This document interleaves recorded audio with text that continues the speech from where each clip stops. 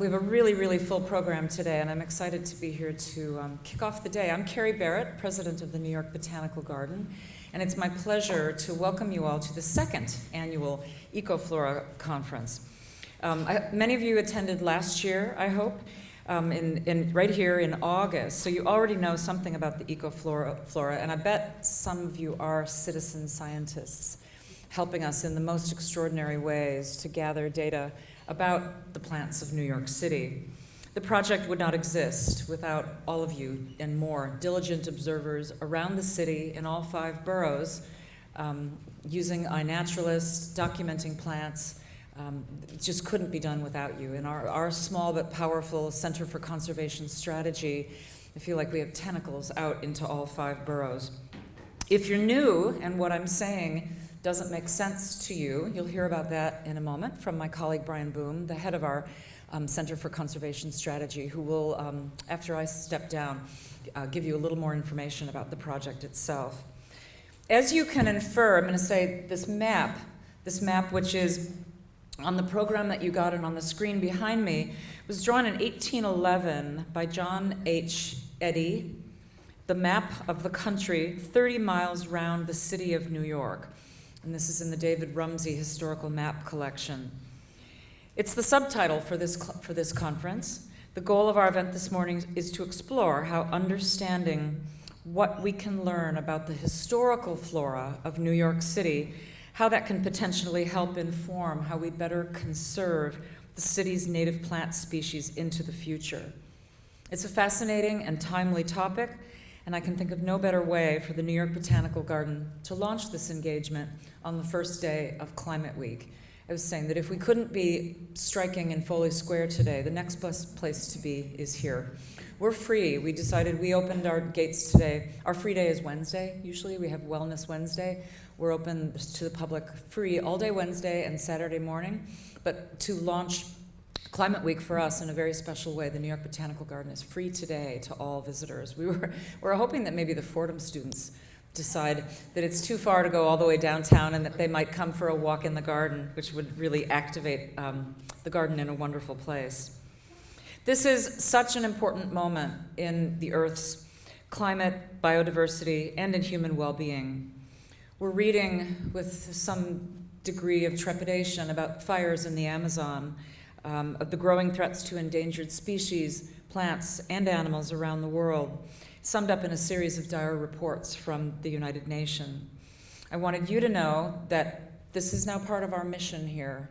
Many people think of us as, a place of beauty, a place of joy, the place where you come at Christmas to see the holiday train show. We are all those things. Burley Marks, in its last week, this incredible show. But we're also really activating our outer interaction with the world. And we are, this year for the first time, activating programs every single day of this week, starting today and going all the way through Sunday, the end of the Burley Marks exhibition, Climate Week programs every single day. And there's information on our website. There's also, I think these are somewhere, they're coming in maps, but we've made a little special brochure. There are events every single day of the week, including a lecture by Bill McKibben next Friday, the great author of the book Falter.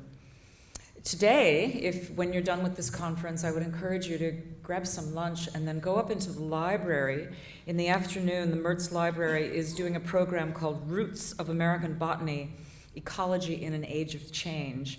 And it's a viewing and discussion at 3 o'clock of the important holdings in our library related to ecology, the environment, natural and human-made, botanical and conservation efforts. We're also featuring artists this week, which is really, really fun for us, fun and creative artists who are inspired by climate change action in their work. Our composer in residence, Angelica Negron, is exploring the deep connection between people and nature on September 28th, and that's leading up to a program that's not until November, but November 2nd and 3rd is the debut of the piece that we commissioned from her, The Chorus of the Forest, which is 8 choral groups scattered throughout the Thane Forest. For instance, the Celia Cruz, the all-girl Celia Cruz chorus, standing in various places through the forest so that you're hearing them, you're hearing the sounds of the forest. And then Angelica herself, her practice is vibrational sounds that come from plants. And so it's this tri-level chorus that I think no one really knows what it will sound like, but I can't wait to hear it myself. And then do see Burley Marks. That exhibition is up, it's got one more week, and we think of him a lot. He would hate what's going on in the Amazon. He would love that you're all here today talking about native plants, the environment, and ecology. This iconic landscape designer was also an ardent conservationist, and reminding us in his writings from half a century that the sacrifice, he said, of nature is irreversible. A more powerful fitting mantra for Climate Week NYC at New York Botanical Garden could not be more fitting.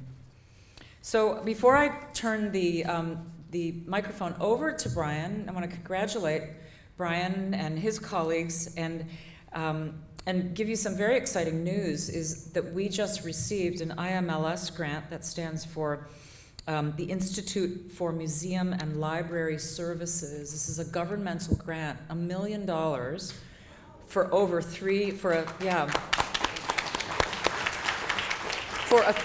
3-year project that allows Brian and Daniel Atha and his colleagues now to extend the EcoFlora/Citizen Science project to 4 other botanical gardens: Denver, Chicago, Selby, which is in Florida, and Phoenix, the Desert Botanical Garden. So a small IMLS grant is what kicked off this project and allowed us to build what you're experiencing today, and the way that the project took hold in New York City with trainings and talks and ways of learning and all of the kinds of volunteerism and all the kinds of things that we do. And now we'll be building out across the country. We'll also be able to take the New York City EcoFlora to the next level. So there will be extra work that's done here as with citizen science engagement and database development. Thank you for coming today, and come back and see us often. This is so meaningful. I was so proud that we were doing this on the very first day, same day as the climate strike, to really, talk with passion about the native plants of New York and how we can learn more about them. So I now turn the podium over to Brian, our VP here for Conservation Strategy. Thank you all for coming.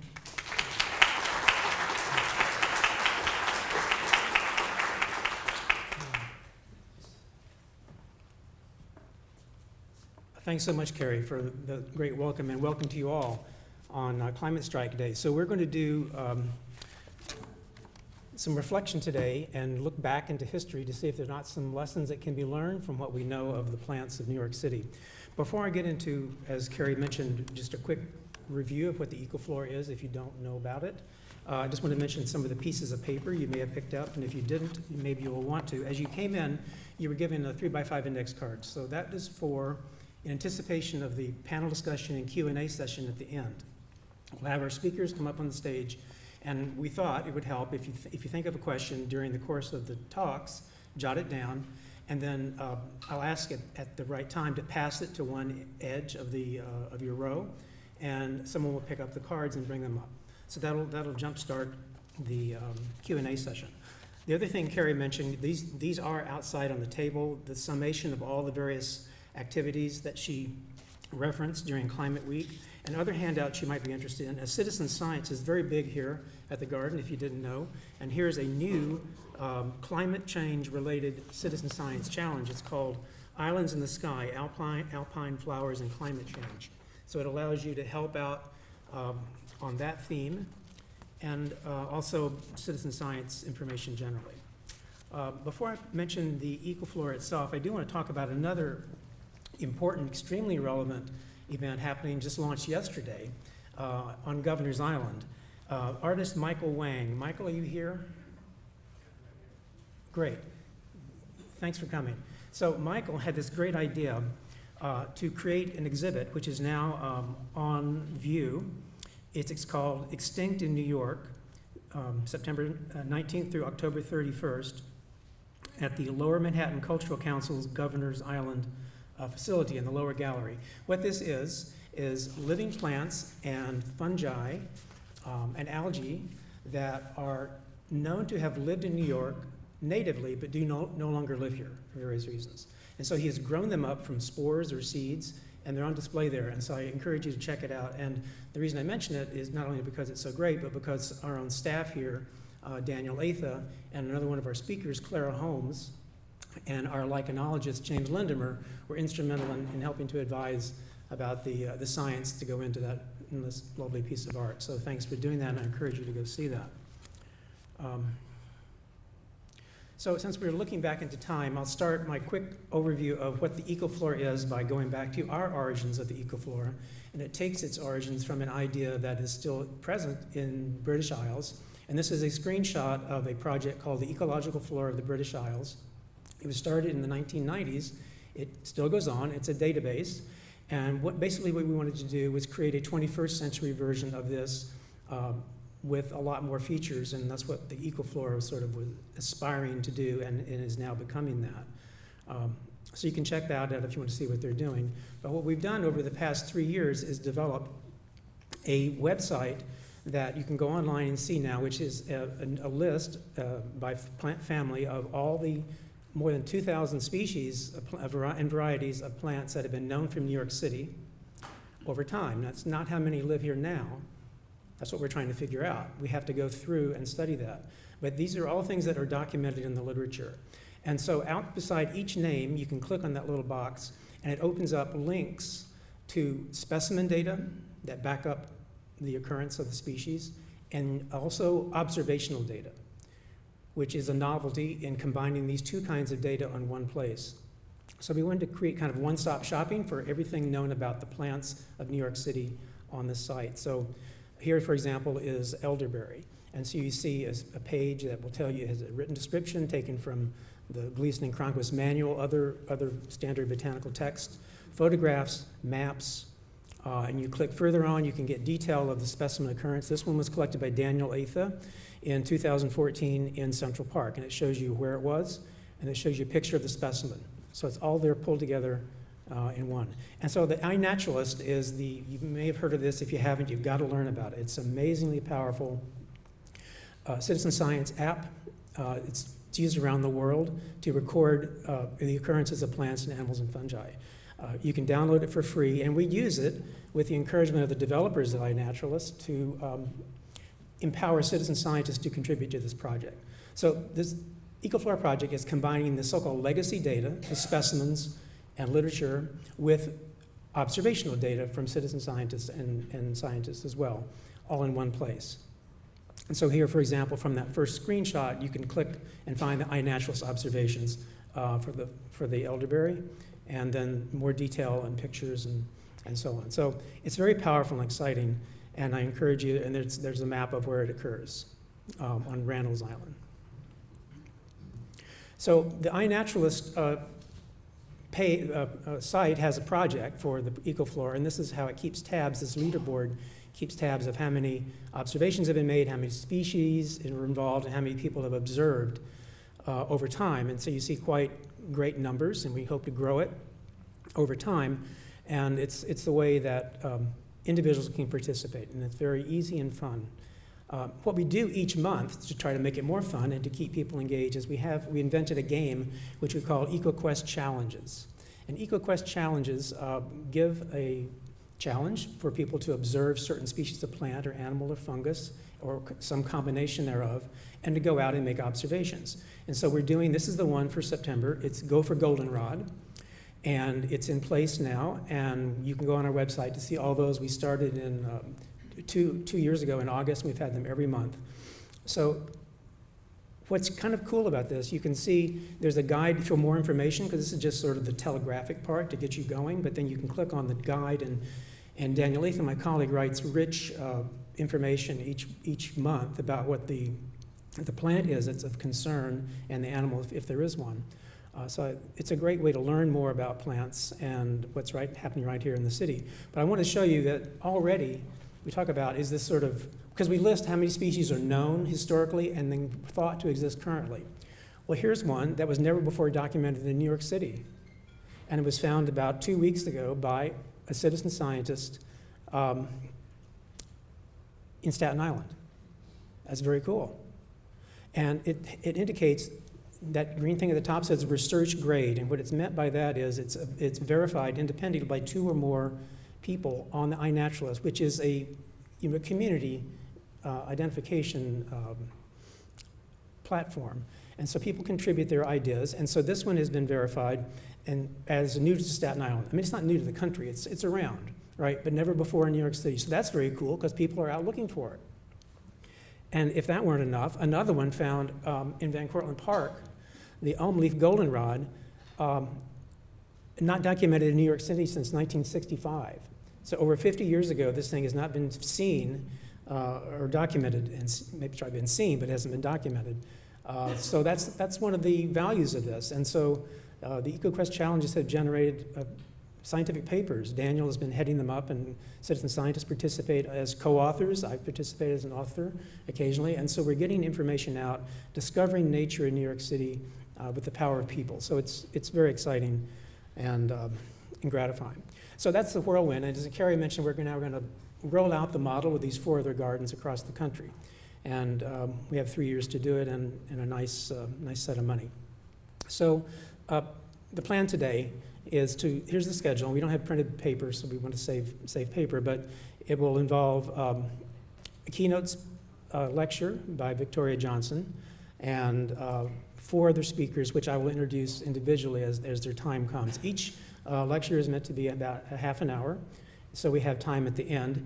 And you'll see toward the end, I put a small section, a short section, where we're going to remember some naturalists who passed away this month and last month that we'd like to acknowledge and honor, Margaret Gargiulo and Richard Kelly, who were extraordinary naturalists in our area, and we want to talk about them a little bit too. And as I mentioned at the end, we'll have a Q&A session. So that's the drill. And there's no break, so because we're pushing right through, so feel free to get up and do what you need to do as necessary. Great. So Victoria Johnson is an associate professor of urban policy and planning at Hunter College of the City University of New York. She earned her BA in philosophy from Yale in 1991 and a PhD in sociology from Columbia in 2002. Her latest book, American Eden, was a New York Times notable book in 2018, a finalist for the 2018 National Book Award in Nonfiction, a finalist for the 2018 Los Angeles Times Book Prize in Biography, and a finalist in the 2019 Pulitzer Prize in History. A lot of nominations, crazy. Congratulations. And you can get a copy of her book from the shop has set up a sales table right outside here, and people went up on your way out. So her title of her lecture is 2 Centuries of Plant Conservation, Urbanization, and Civic Institutions in New York City. Victoria.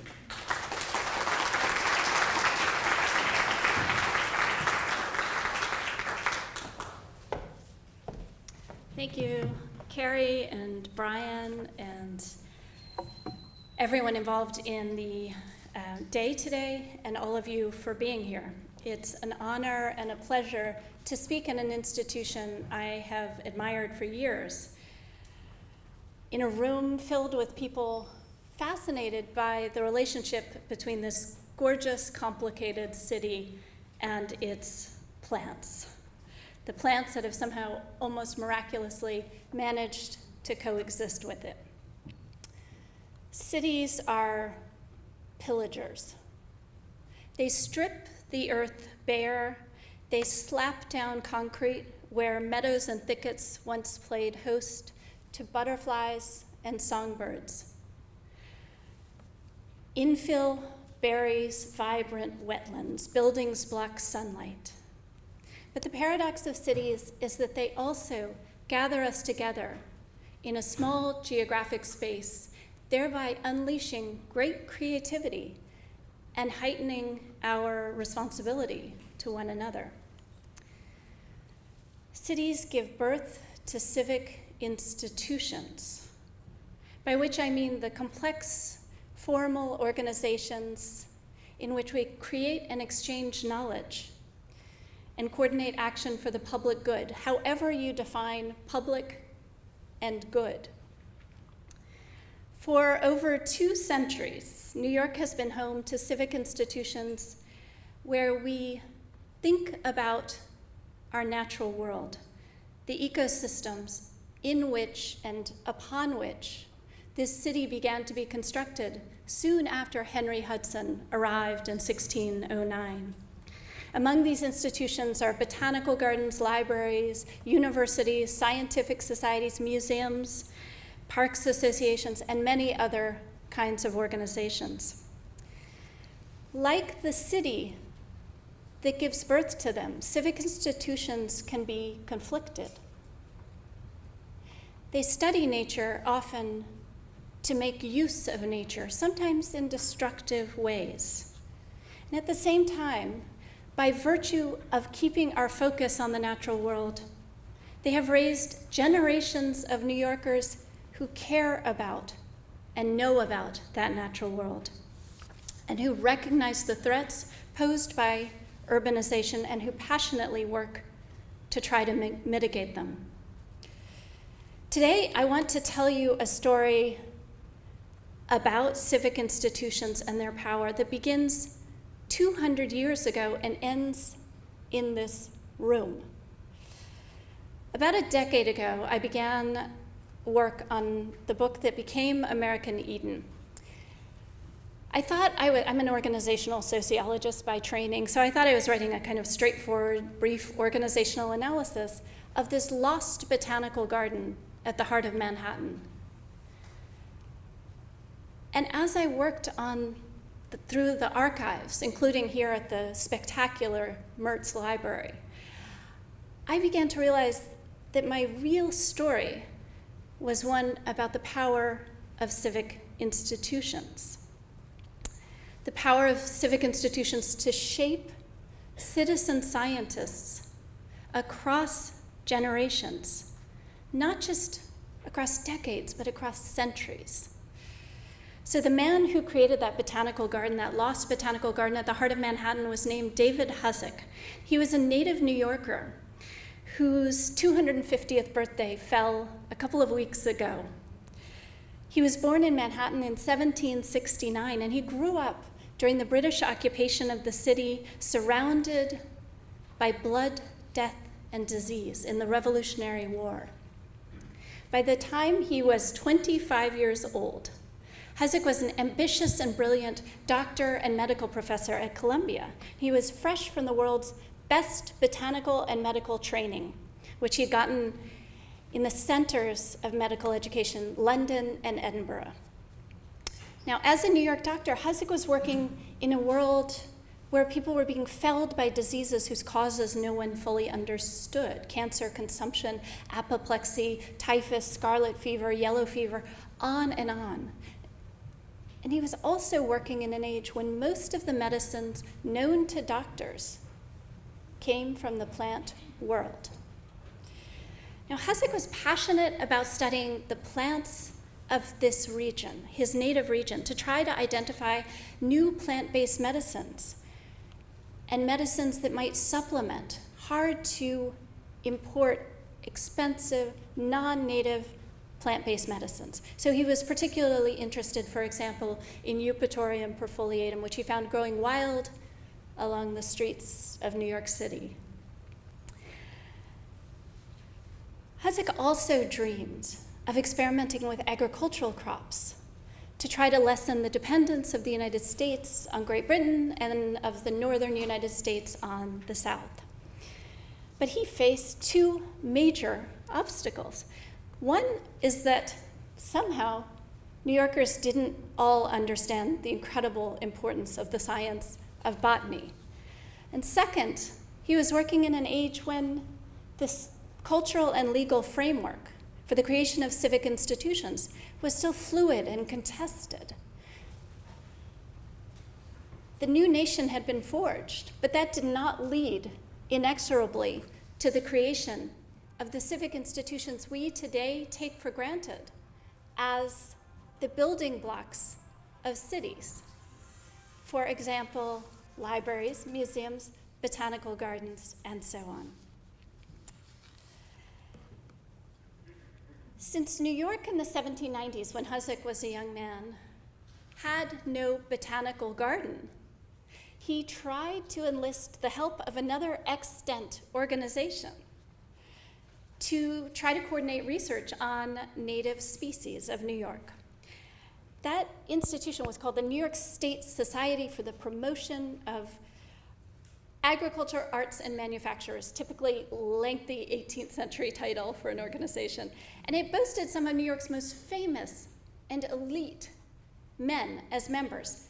Governor John Jay, former Governor George Clinton, Chancellor of New York State Robert R. Livingston, and many others. And imagine you're a 25-year-old upstart doctor and you go to these distinguished citizens and you propose to them that they become citizen scientists, and they fan out across the state of New York and collect plant specimens, and he taught them, he was going to teach them how to press them, to save them, to preserve them, so that they could be studied, to create an herbarium, a sense of what New York's plant riches were. 1795.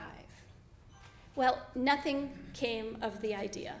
Perhaps his distinguished elders didn't like being schooled by a much younger new doctor. So Hosack decided that in order to explain to people the importance of botany, the importance of understanding our native flora, of documenting it, he decided he would have to create a botanical garden.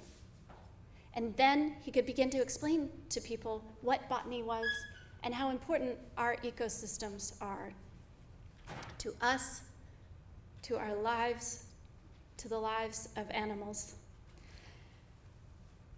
He did, I should say, have some supporters. As he was lobbying for money to create this botanical garden, some people were making fun of him, but others wrote supportive op-eds in the paper. And one supporter wrote that any American who didn't understand the importance of botany to the young nation should be given a new Latin binomial, Monstrum Americanum. Well, Hosack was an unstoppable civic dreamer. Unable to muster public funds, he decided to found the garden privately first. So he bought, with his own money, he borrowed money to do this, 20 acres at the heart of Manhattan. It was 3.5 miles north of New York City. It was a stunning piece of land. Imagine this. It was covered in mountain laurel, viburnum, violets, and grand old forest trees. To get there from New York City, he traveled on a country lane called the Middle Road, 3.5 miles north. And over the next decade there, he assembled several thousand plant species, native and non-native, collecting locally with his family and his students and friends, and also writing to correspondents all over the world. He built a magnificent conservatory, and he named his garden the Elgin Botanic Garden, after his father's hometown of Elgin, Scotland. It took a decade of work and personal expense.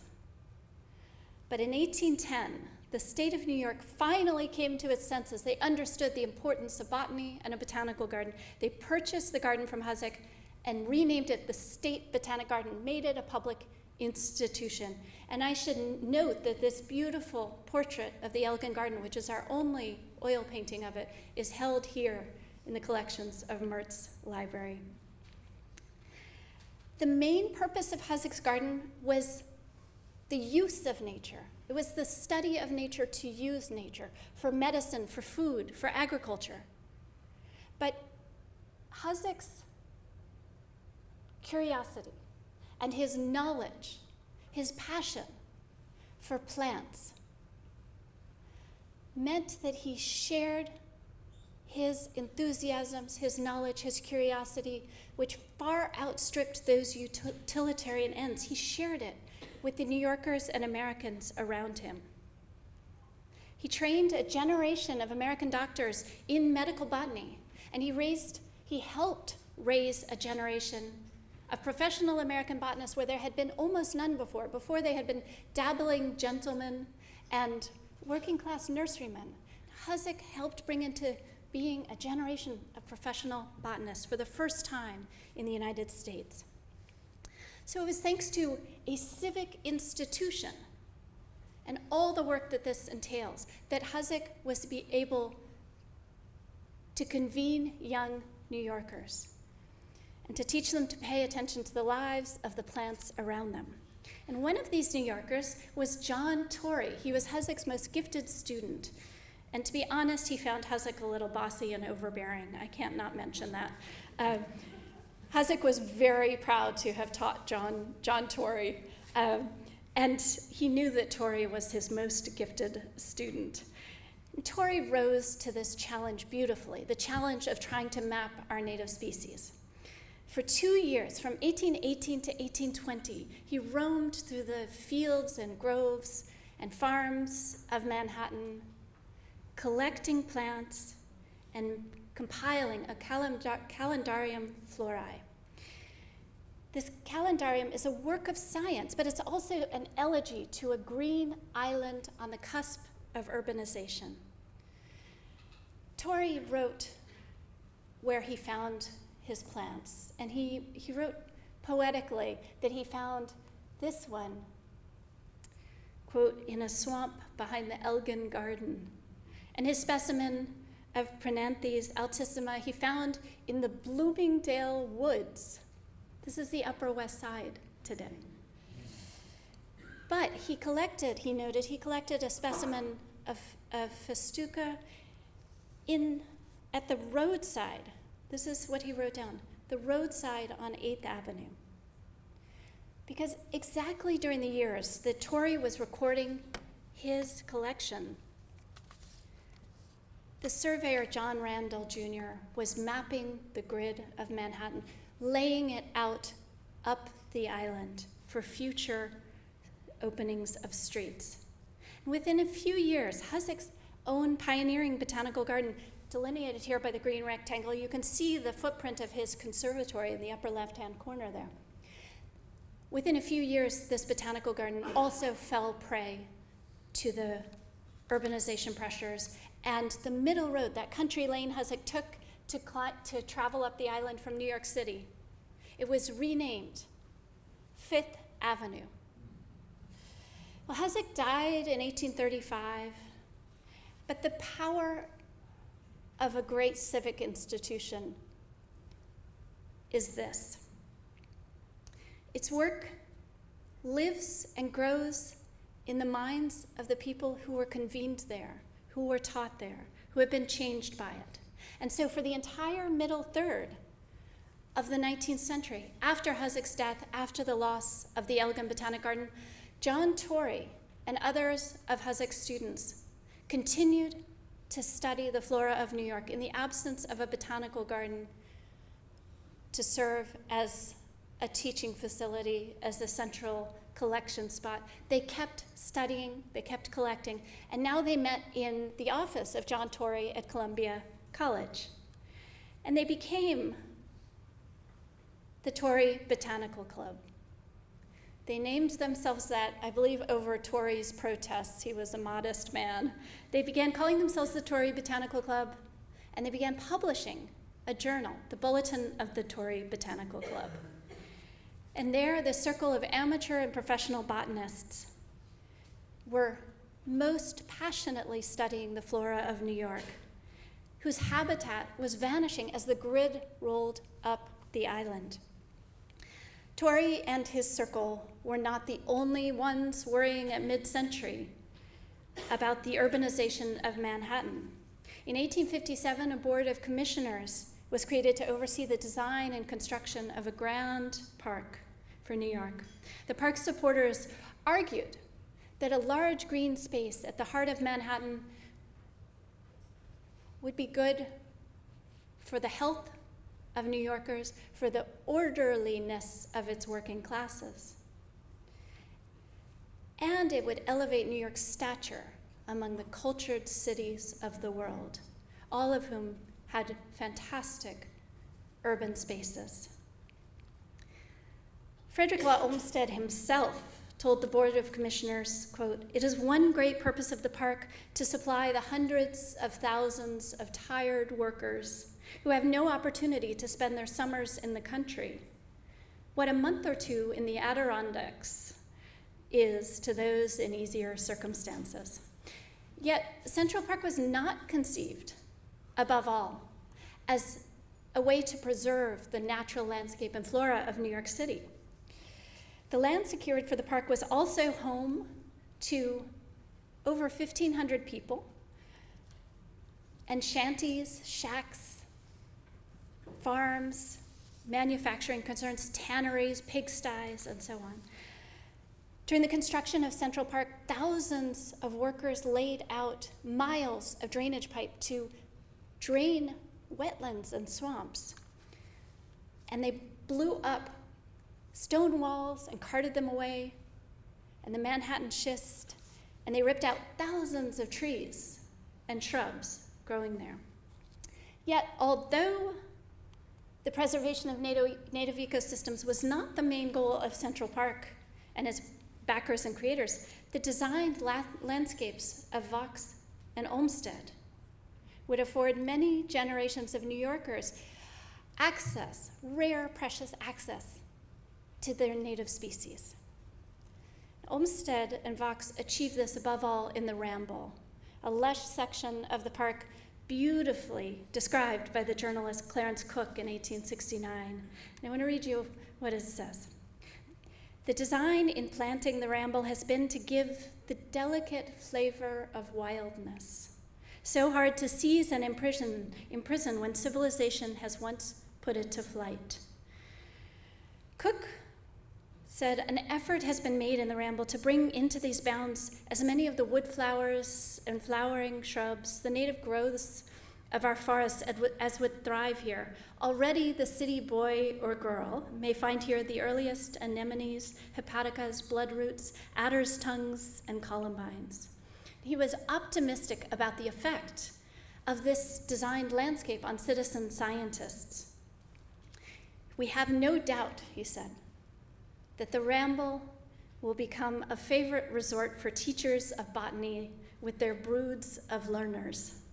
Now, as Central Park filled in and mellowed over the next years, the Tory Botanical Club continued to serve as the city's intellectual center for the study of native flora. And in 1870, when the group began publishing this bulletin, the bulletin of the Tory Botanical Club, the very first sentence of the very first issue echoed, unconsciously, David Hassick's call in 1795 for a collective effort to document New York's native flora. They said that citizen scientists would be vital to this project. Quote, we found our hopes of success as much on the learner as on the learned." After the death of John Tory in 1873, the club continued its work in the absence of a botanical garden. They longed to, quote, "fan into a flame the sparks of the botanical enthusiasm at present too much isolated." Well, this couple found the way to do that. This is Nathaniel and Gert Elizabeth Britton. And in 1888, as many of you will know, they toured the Royal Botanic Garden of Kew on their honeymoon, as one does. And when they returned, they launched an incredibly ambitious campaign to create such a magnificent garden for New York City. Their campaign was brilliant because it harnessed the passion and knowledge of the Tory Botanical Club, the fortune and cultural aspirations of the Gilded Age elites, and the ever-growing concern about urbanization. And by the close of the 19th century, so remember when Hassick was founding his garden, much of Manhattan was covered with farms. By the close of that century, as the Britons were beginning their campaign, the population of New York was nearing 2 million. It had been 30,000 in Hussock's day. And almost all of Manhattan by the end of the 19th century had been built up or paved over, with heavy extirpation of native species as the result. By 1880, the city had begun to worry about the fact that even with Central Park and Prospect Park, which opened in 1867, that these parks were inadequate to the needs of a growing populace, and a new effort had been launched to find space for parks, and it was going to be beyond Manhattan Island. The New York Park Association, yet another civic institution, lent its weight to this effort. And in 1881, the New York Times published an op-ed calling for, quote, great breathing spaces beyond the Harlem River.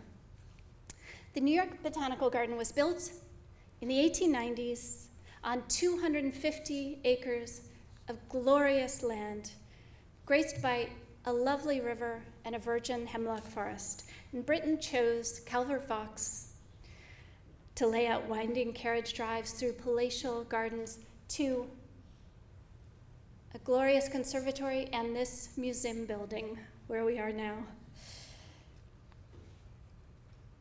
Britain persuaded Columbia to donate its herbarium, which contained Tory's herbarium collected over the course of the 19th century, and also contained some of Hussock's plants and those of his students collected at the dawn of the 19th century. Now, international botanical research was one main focus, of course, of the New York Botanical Garden, but another has always been to teach New Yorkers about their native flora. School children have been coming here for 125 years plus to study native flora, and they can do that today, of course, in the children's garden, but also now in the native plant garden. The founding of the New York Botanical Garden is the culmination of a civic process begun almost a century earlier with the founding of Hussock's Garden. And it is a glorious story of New Yorkers with a passion for plants and for its green spaces, creating and gathering in and debating in civic institutions. It was Hussock and his students at the Elgin Botanic Garden. It was Tory and his students at the Tory Botanical Club. The creators of Central Park, not just Olmsted and Vaux, but the real estate moguls who cared about preserving the space, and the city officials, the forerunner of today's Parks Department, who cared about creating this space. And finally, the Britons and their many supporters in creating the New York Botanical Garden. Every generation's civic commitment depends on that of the previous generations. The hard, unglamorous work of nurturing civic institutions. Over the past several decades, the many, many institutions concerned about our local ecosystems have developed powerful new collaborations. The pioneering work of Dr. Eric Sanderson of the Wildlife Conservation Society on his 2009 book with Mark Lee Boyer, the book Mannahatta, which many of you know and love, has shown us how the island likely once appeared and has inspired new conservation and restoration ideas and projects. And as an aside, I'll say it was one of my inspirations for writing American Eden. I never would have dreamed of writing a book about what Manhattan looked like 200 years ago if I hadn't had the example and the images of Mannahatta before me. In 2016, the New York Botanical Garden partnered with the Central Park Conservancy and the New York City Parks Department to document every wild species growing in the park's 843 acres. And in 2017, the New York Botanical Garden expanded that effort citywide, launching the New York City EcoFlora, an ambitious project that brings us here today to document the spontaneous flora of the city's 300 square miles and to educate the public and engage them in conservation. There are so many other civic institutions we can name, just dozens.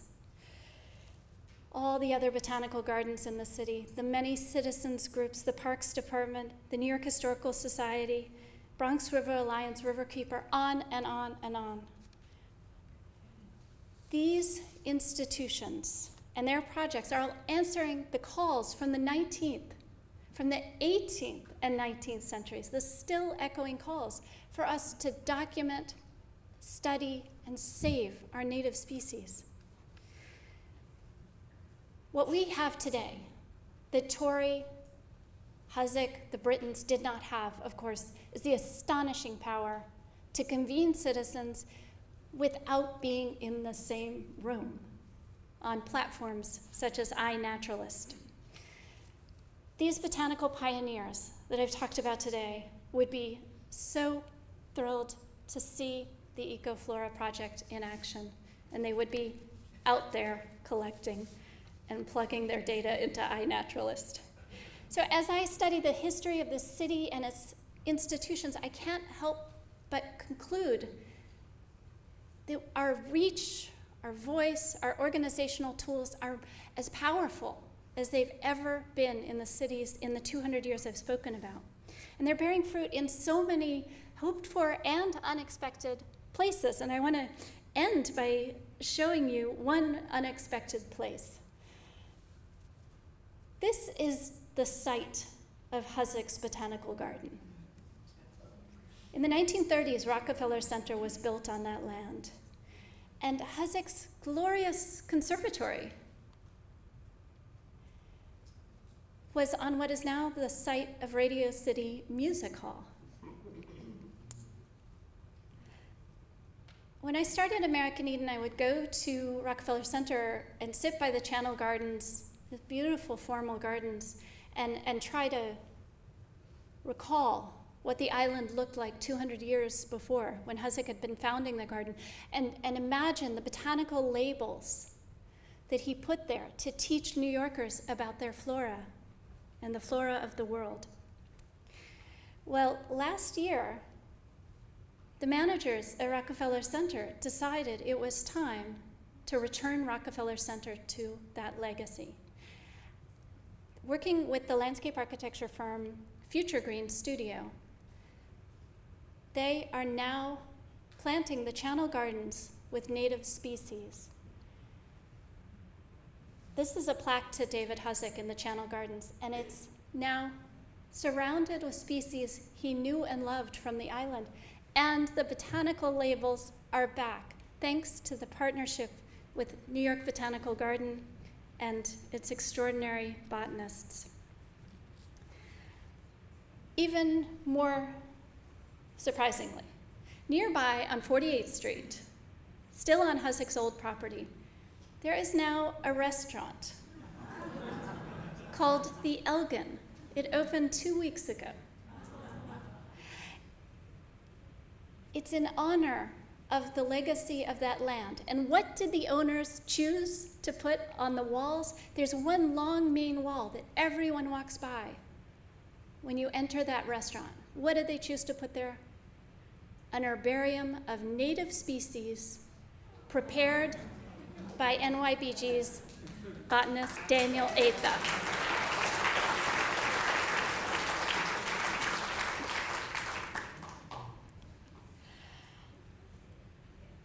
I think that's unexpected. I think it also speaks to a craving, a mainstreaming, a growing passion for reconnecting with the island's native flora. We have been so disconnected from that. At the very heart of Manhattan at Rockefeller Center, as in this room, is strong evidence of that passion. It is my honor to be here today with you to pay tribute to the role of civic institutions, citizen scientists, and botanical pioneers in preserving and studying and maintaining that heritage. Thank you.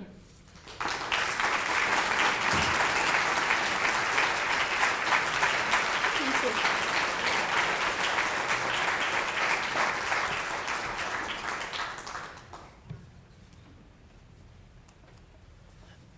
thanks so much, Victoria. That was tremendous. And congratulations again for your book. Our next speaker, already referenced by Victoria in her talk, is Eric Sanderson, who is the chief ecologist at the Wildlife Conservation Society and a 2019-2020 fellow at the Dorothy B. and Lewis Cullman Center for Writers and Scholars at the New York Public Library. Dr. Sanderson received his PhD in ecology with an emphasis in ecosystem and landscape ecology from the University of California, Davis in 1998. Starting at WCS in 1988 also, he established what was called the Landscape Ecology and Geographic Analysis Program to bring landscape thinking and geographic analysis tools into the conservation practices of WCS. He's well known for his magnificent book, published in 2009, Victoria mentioned, Mannahatta, A Natural History of New York City. And a copy of his book can also be purchased outside after the lecture. His lecture will be entitled Ecological History of New York City, Implications for Conservation, Plant Conservation Today. Eric.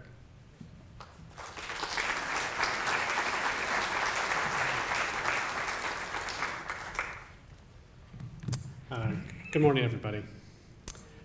My talk today is going to talk a little bit about how we've come to try and understand the ecological history of New York City, which has expanded over the last 10 years from Manhattan to the rest of New York City, and that's actually what I'm working on at the New York Public Library this year is the sequel to Mannahatta, which will be an atlas and gazetteer and a set of chronologies about the historical ecology. Everything you'd ever want to know about the New York City landscape before Henry Hudson gets here in September 12, 1609. But what I really wanted to do is to tell you why I think this work is so important. Why does history matter in a city like New York City? Because the city itself is such an overwhelming place, right? I mean, to see such large and momentous buildings that took so much labor and so much effort to build, and as Victoria just helped us see, represent just the latest version of a whole series of imaginings of the city. And it seems so large and so ponderous that it's actually hard to remember that it looks something more like this in Mark's reconstruction of what Mannahatta might have looked like to Henry Hudson 400 years ago.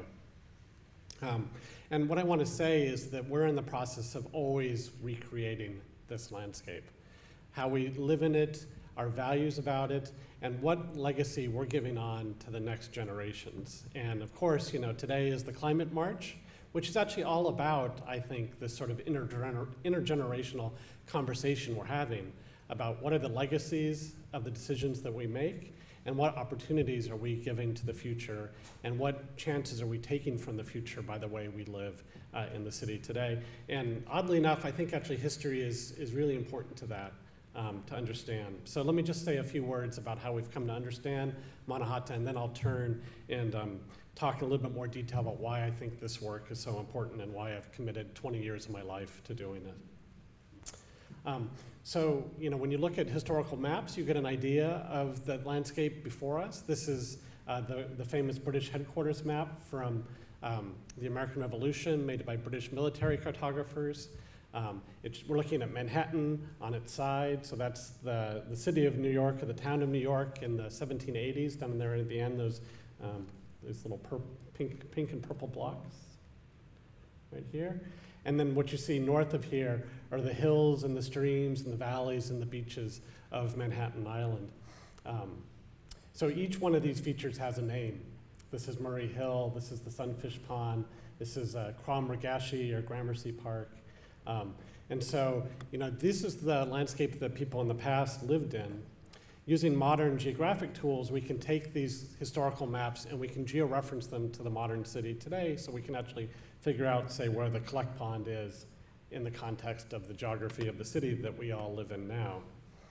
And then from these maps and from other sources, we can start to derive sort of synthetic data layers in a geographic information system, or in basically a computer program of maps and data that allow us to figure out where the 66 miles of streams of Manhattan were, or the 573 hills of Manhattan, or the 17 soil types. So combining historical information with modern ecological understanding to project backwards to what the landscape of the past was like. And of course, that landscape had many different kinds of ecosystems in it, many kinds of neighborhoods, if you like. Hemlock, northern hardwood forest like this, or grasslands like the Hempstead Plains grassland out on Long Island. And there was a version of this kind of forest in Jamaica, Queens, and also in Harlem on Manhattan. This is what the Collect Pond, which was the fresh water source for New York City for 200 years, and for Native Americans for thousands of years before that, what it might have looked like down in lower Manhattan. And of course, the ecosystems that people make, like this wigwam that my son and I built in the Edible Academy, the Ruth Ree Howell Family Garden, many years ago. It's really important when we think about the past to think about how people were interacting with it. And for thousands of years, those were Native Americans, the indigenous people, the Lenape people that were here. And they shaped the landscape based on their value system and the way they wanted to live in it. They hunted and they fished. They made these wampum belts, which were a sort of customary good to mark respect with one another. They grew plants. They grew the Three Sisters Garden.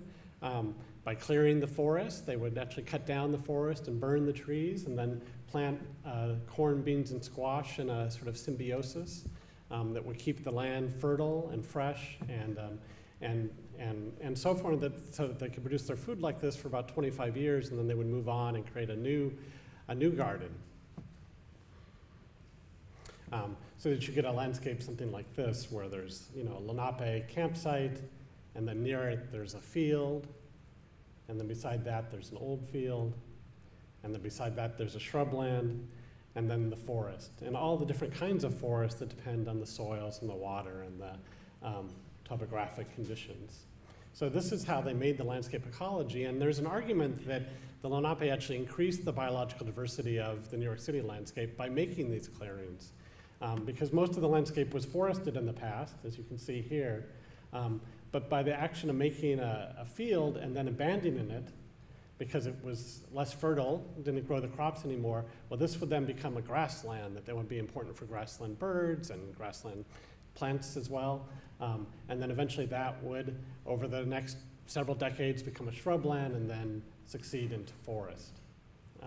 So in this sense, human beings were an integral part of understanding the landscape of the past, creating the habitats for plants and animals. And all kinds of plants and animals, the heath hen and shooting stars, beavers on all the streams of Manhattan Island. This is one of the reasons why the Dutch came here, is because they wanted the furs to make into hats. Beavers are a really nice example of the way a species inadvertently does things that change the environment. We call them a landscape species or an ecosystem architect, because beavers, they're trained by evolution that when they hear water, they want to make a dam, right? And so, they find the stream and they make the dam. And that dam is a terrible thing if you're a fish that loves running water, right? Or if you're a plant that lives in an aquatic plant that lives in a running stream, then you don't like beavers. Beavers destroy your habitat. But of course, if you're a fish that likes slow-moving water, or you're duckweed or some plant that lives in that kind of environment, then beavers are your best friend because they're actually making habitat, right? So beavers don't care either way about the fish or the plants per se. What they care about is floating their food around, which are these trees, and then creating a defensive structure where they put their lodge in the middle of the pond to keep away from the bears and the wolves and the predators that might eat them. Beavers only have this one trick, which is to make dams and to live in them. People have many kinds of tricks, right? We have many ways of living in the environment. We can choose to do things that are more destructive for other species, or we can choose not to do that. I think Victoria just gave us some lovely examples of the kinds of ways that people as individuals and as institutions can actually make contributions toward the future. There were wolves on Manhattan. There were black bears on Manhattan. There were mountain lions. There were whales and porpoises in the harbor. A very diverse place. The New York City landscape was so biodiverse and so rich that I wrote in Mannahatta that if we'd settled the country from the west to the east instead of from the east to the west, then by the time we got east, we might have said, maybe we should set aside some land for conservation. Maybe we should make a national park. We might have made Manhattan a national park. We would have Mannahatta National Park today. It's interesting, I think one of the great purposes of history is as sort of a foil to our thinking, to sort of imagine different alternative ways of making those decisions, and therefore, in that sense, understand how the decisions of the past are affecting our decisions now. In nature, these decisions are taken in a network context.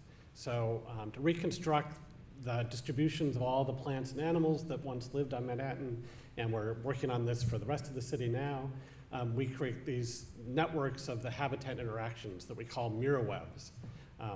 So each of the different points on this graph is a different plant or animal or stream type or soil type, and each of the gray lines, the separate habitat connection drawn through our understanding of Northeast ecology to what that species or that element needs elsewhere in the network.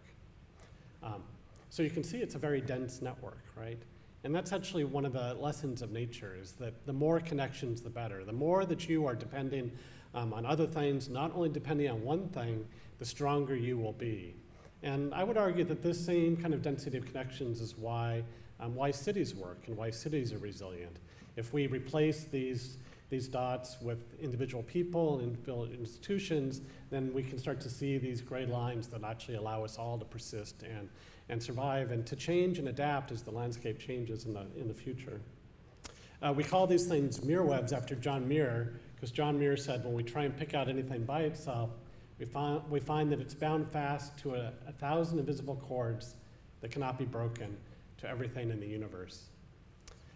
For John Muir, that was an intuition which he had sitting, on a rock next to a meadow in the Sierra Nevadas back in the 1870s. But using modern science here in the 21st century, we can actually start to make these connections visible. And once we understand they're visible, then we can start to conserve them and make sure that the strongest ones, the most vital ones, continue into the future. We reconstructed the flora and the fauna as best we could in 1609. So what were the plants and all the vertebrate animal species that were here, working from the kinds of sources that Victoria was showing and that Clara and Daniel are going to talk to us about coming next. I'm going to leave the sort of detailed discussion of the plants to the botanist. But you'll notice that at least from Manhattan, we think there are at least 600 different kinds of plants, flowers, shrubs, and herbs on Manhattan, and it maybe it's up to 1,200 different species. So a very, very biodiverse landscape that reflects its geologic history, its place in an estuary, its biogeography, as well as the interactions between species and of people.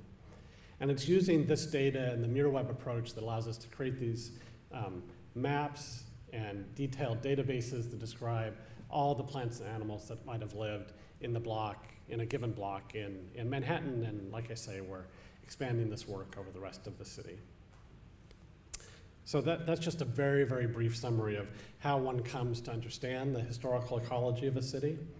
Now I want to try and tell you why I think it's so important. And there are four points here. One is that historical ecology really allows us to extend the time frame of our thinking. Like I say, the city is so large and so ponderous that sometimes it seems like it can't change. But in fact, it can change. And maybe some of the changes will be slow, but we need to be thinking in an intergenerational kind of way. We need to think at the time scale of nature. Second, historical ecology demonstrates how nature makes places. We're so used to thinking about the way architects and urban designers and the legal framework and the politics and politicians shape our city. We imagine that is all that there is, but actually that's just a small thread, just one of those connections in the mirror web of all of the ways that nature makes this place. Historical ecology provides metrics of sustainability success. So how are we going to know if we've successfully conserved the flora of New York City? Well, I think we can only know that for certain through some sort of historical reference. And then finally, it helps us imagine the ecological potential. So I think Victoria said it well, that the density of cities, the numbers of people who are working together, and the economic power and the creativity and ingenuity that comes out of that kind of environment is exactly what we need in this moment of environmental crisis. To imagine, how do we actually get out of this? How do we actually break out of the boundaries that we are living with, and imagine a new kind of future? So I'm just going to say a few more words about each of these individual elements. So this idea of extending the time frame. So if we look at the collect pond where people are meeting down right now to have the climate march, we can see in comparison these two images. This is the collect pond 400 years ago, and this is the same area matched exactly as it is today. When I teach my students, I talk to them about 7 generations. I think this is a Haudenosaunee or an Iroquois idea about how we think about the long time frame. And I was giving a talk up in Syracuse a number of years ago, and an Onondaga man came up to me and he said, you know that 7 generations idea you mentioned? Most people think that's about, how is my decision today going to affect people 7 generations from now? But actually the idea as we teach it is that it's about 3 generations back and 3 generations forward. In other words, if we want to understand the things that we're doing right now, we need to understand what our great-grandparents were thinking, what our grandparents were thinking, what our parents were thinking, and therefore, what kind of decision do we make? And then we should be thinking in terms of, well, how is our action going to affect our kids, and our grandkids, and our great-grandparents, our great-grandkids? How are we going to think across 7 generations? Because it's so true that, the decisions we make today are not completely free. They are bound by the decisions of the past. And so it's only by understanding what generations previously were thinking and the problems they were trying to solve can we understand our situation. And therefore, the situation, the choices we make today, how are they giving to the future generations? I think this is the only kind of context that can actually help explain how you get from a place like this to a place like that. And this isn't the end. This is just the beginning of the next 400 years. So, I have some pictures of the collect pond just to try to illustrate this. This is a picture from the time period that Victoria was talking about, from the second decade of the 19th century. This is a hill, a sort of fantastic version of a hill, Bayard's Mount, that was 110 feet high in lower Manhattan, and that's the collect pond, which was just about to be filled by knocking down this hill here and another hill over here. And when they knocked it in, they filled it in and created the 5 Points neighborhood, a neighborhood of great poverty and an amazing violence and criminality, so bad that when Charles Dickens came in the 1840s, he said, I'm paraphrasing here, but I can't believe that there was a slum worse than what we have in London in America, a country with so much promise and potential. In part, it was a slum because the buildings were literally sinking into the ground, down into the muck of the collect pond.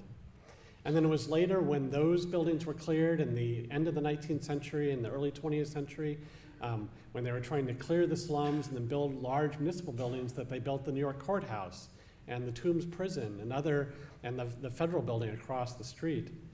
And now when you go down to Foley Square, it looks something like this, although today it will be filled with tens of thousands of people. So each generation reimagines the landscape, and they do so both trying to correct the problems and the issues of the past, but also as a way to sort of give to the future. And I think we're in a particularly important moment in time where we're recognizing the value of nature and green spaces to our urban life, and by creating parks and creating natural areas, we're actually giving something to the future, not taking it away. So second, historical ecology is super important for showing us how nature makes places. And I gave a talk to the Friends of the Bushwick Inlet a year or two ago, and I put together this series of slides. So now we're looking, this is Brooklyn here, this is,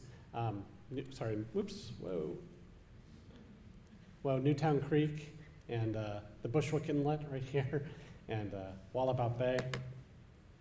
To understand this area, you have to understand its bedrock geology, right? The fact that it's right on Cameron's line, and that the rocks over here are 1 billion years old, and the rocks over here are 540 million years old, and it's in this sort of slanting angle that's the result of a series of island arcs that hit New York City back when it was south of the equator 500 million years ago. That the story of New York City needs to actually go back that far in time. and to include the glacial history, so that this was a glaciated landscape. Between 60 and 70 glacial events came across New York City and then scraped back and then came forward again. We remember most vividly the glaciation event of 20,000 years ago, because that's what left us the superficial geology, the hills and the streams. And then on top of that, over the last 10 to 12,000 years, soils formed. And these brightly colored colors here are indicative of the different soil types. And that's what actually leads to the historical topography, the hills and the valleys and the shape of the East River as it was when Henry Hudson arrived. And of course, it's the patterns of this topographic condition that leads to the hydrology, to where the streams were, and the quality of the water. Is it salt water, or is it fresh water, or is it brackish in between? Which then lead to the different wetland complexes, which then lead to the map of the ecological communities, which is so complicated I can't even color it in because there aren't enough colors in my computer to do it all at once. But you can pick out individual ones, the salt marsh, or the maritime oak forest, or the coastal oak hickory forest. Fortunately, because we have these natural areas in the city, we can still go see them today. So, this work, in addition to helping us understand that nature is our partner in making the city, it also helps us measure our success. So my colleagues at WCS and I have put together this tool called Vision Maker, visionmaker.nyc, which allows you to zoom to any part of New York City and to see its historical ecology, to see its contemporary ecology, and then to create your idea, your personal idea about what you would like to see for its future ecology, and then measure the success. It runs these models in the background of the water cycle, the carbon cycle, biodiversity, and population, and allows you to compare your vision to that part of the city as it is today and that part of the city as it was 400 years ago. And then to share your idea. To share your idea. So if you have a really good idea, you can then share it with other people. You can build ideas as communities and as towns and as community boards, and then take it all the way to the citywide scale. Because cities are, they are habitat for people, and so they reflect our values, right? That is what they really reflect. And so when you see these tall buildings, what values do they suggest? And how are our values different from people in the past that create the future? It's also completely fascinating that modern science is showing that if you compare the environmental footprint on a per person basis of urban people with people in other living situations, how remarkably beneficial cities are. So these are just 3 little graphs from the city sustainability plan comparing the water consumption of an average American on a per person basis with an average New Yorker, or the electricity consumption of an average American with an average New Yorker, or the waste generation of an average American with an average New Yorker. And we know that the city uses massive amounts of water and electricity and generates lots of garbage, which we can see on, every day they're picking up the garbage. And yet, if you do it on a per person basis, it's less. And this is this sort of hypothesis of the Green Metropolis that David Owen put forward in a book about a decade ago. It's the notion that probably the best thing you can do for the environment, the best thing you can do for climate change is actually live in a city like New York. Because that will allow you to have a great job and to fulfill your other, the other things that make life valuable for you, whatever they are, and at the same time do so with less environmental impact. And so finally, the historical ecology is really important for imagining the potential of this landscape. When we look at these pictures, they're so dramatically different than the city that we live in today that they open up a new way of thinking. I think that they're jarring in such a beautifully important way that gets us out of the frame that we're so used to thinking about. And so, there is a story about how understanding Mannahatta can make the city better. But I also think that the city can help us make Mannahatta better, or make the natural areas of the city itself and natural areas that are far from the city better. That there is this emerging narrative about how urban life not only has led to the degradation of nature, but is actually probably our best opportunity to reconstruct a new relationship to nature that will last in the coming centuries. And to do that requires our imagination and our potential and our diversity, so that the skeptical and the intrepid and the imaginative work with the tree to create the future of New York City. Thank you very much.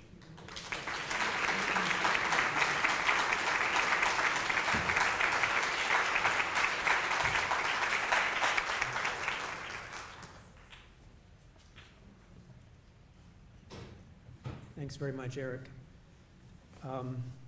Next up is Clara Holmes. Clara is a field scientist in the Forestry, Horticulture, and Natural Resources Unit of New York City Parks. Most of her field work consists of monitoring vegetation, pre- and post-restoration, and tracking rare plant populations in New York City parks. Clara holds a Master's of Science degree from Pace University and a Bachelor's of Arts from the College of Charleston. She is one of the key collaborators with the New York City EcoFlora within the New York City Parks Department. Another link to the New York Botanical Garden is she also teaches in our continuing adult education program. And I wanted to let you know that Clara is going to be teaching a course very soon, Native Flora in Autumn, which starts September 28th. So sign up with continuing education, adult education, if you'd like to do that. However, today we're going to hear her lecture on the following: Understanding New York City's Flora, Past, Present, and Future. So, Clara.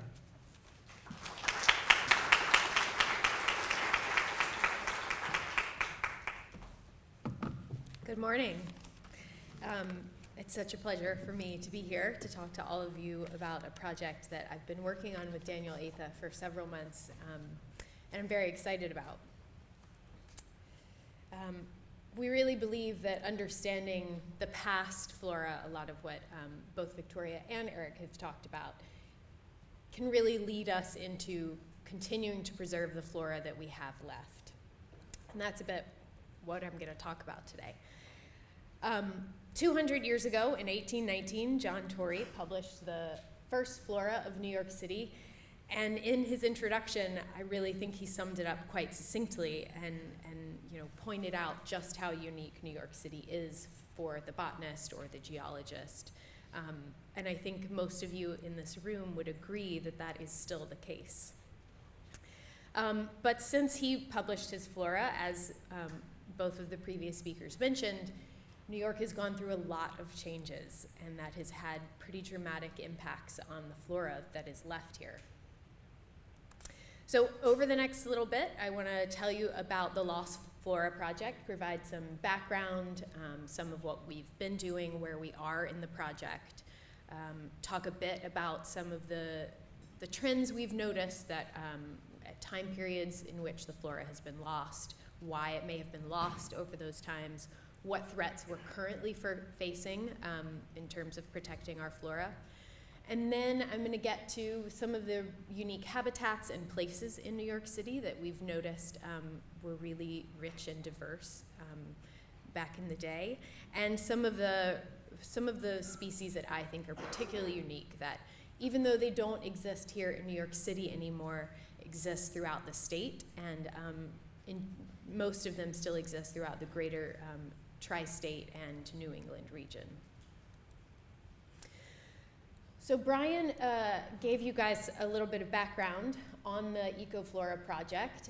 It is a checklist of our flora, but we're still lacking a lot of information on what species that are provided in this flora are still actually here. So the flora contains all of the species from John Tory's flora, as well as Norman Taylor's 1915 flora, and the 1888 flora from Britton Stearns and Pogenberg.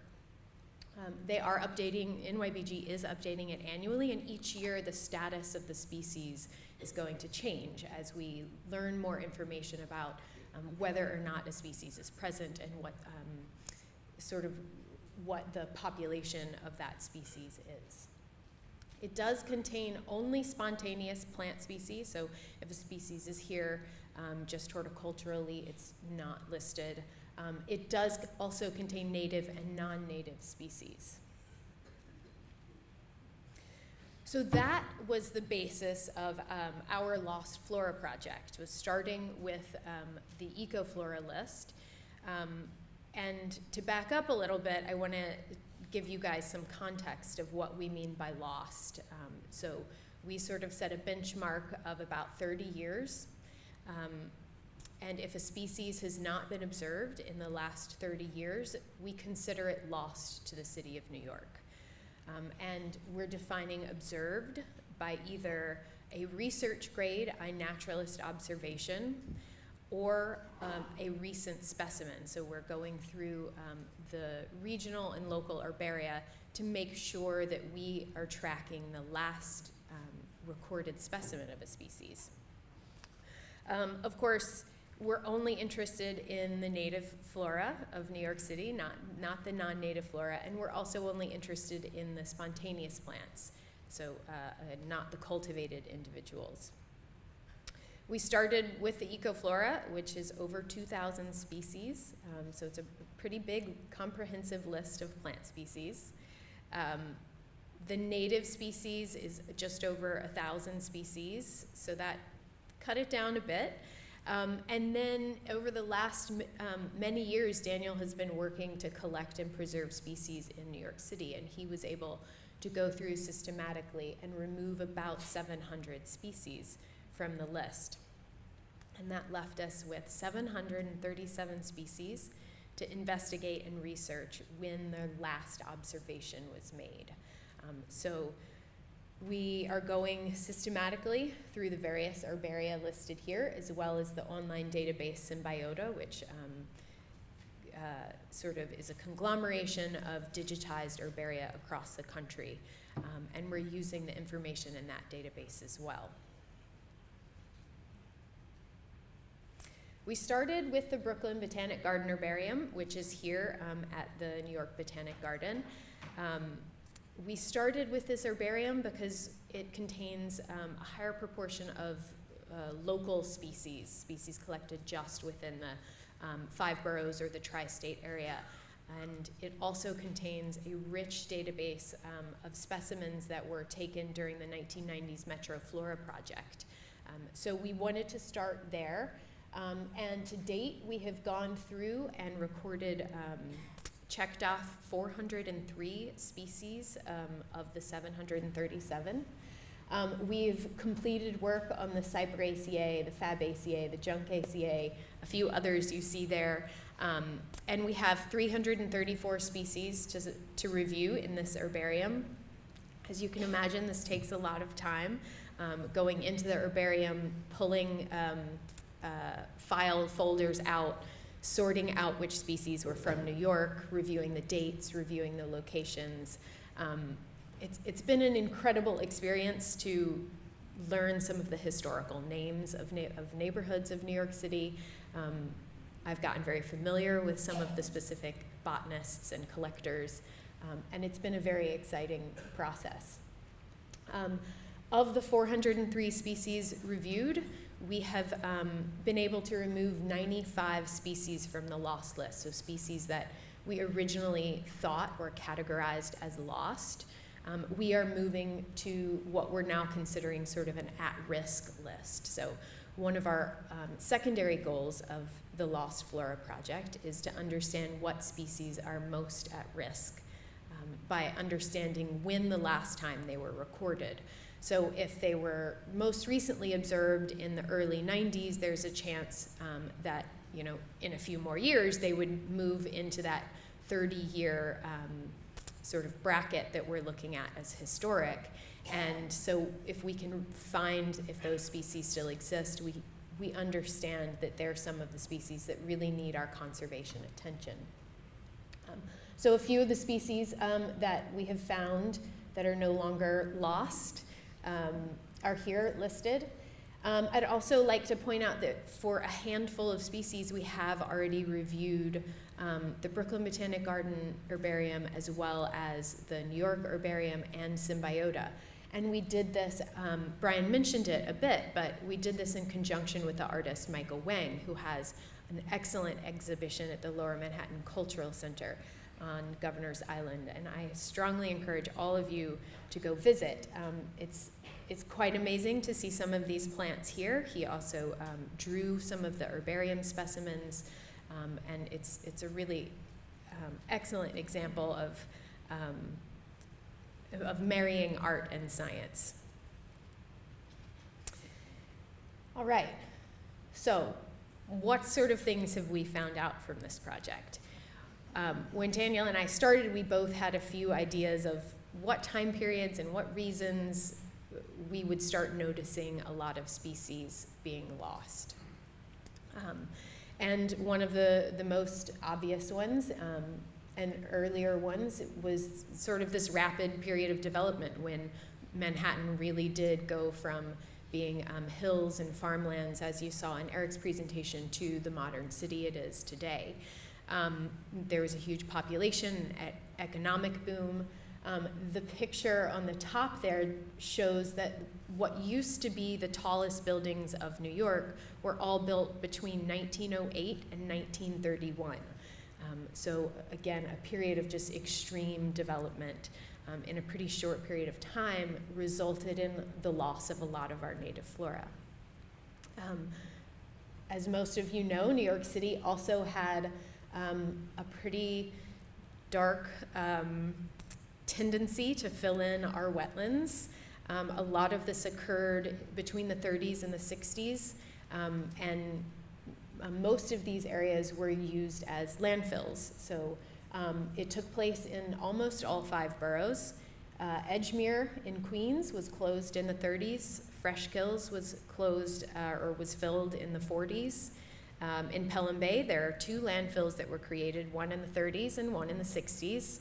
And Penn and Fountain Landfill, which is now Shirley Chisholm State Park, used to be, what I've learned, is a very amazingly diverse place filled with bogs and rich fens, commonly referred to as Lobel's Landing. And there are a couple of interesting specimens that I'll show that I found from that area. It was, of course, filled between the 30s and late 50s as well. So even though we're not filling our wetlands anymore, and for the most part, we're building up instead of out, our flora still faces very serious threats, most of which you're all familiar with. As our city warms and as precipitation patterns change, the range that species can exist in is going to shift. In John Tory's pointing out that the flora and the geology of New York is unique, he really hinted on the fact that there are many plant species that are at their northernmost or southernmost range here in New York City. So that means that we have a lot of species that a very small change in the climate could result in their extirpation. So we have to be careful about protecting those species. As seas continue to rise, we do still have a lot of marshland left in New York City.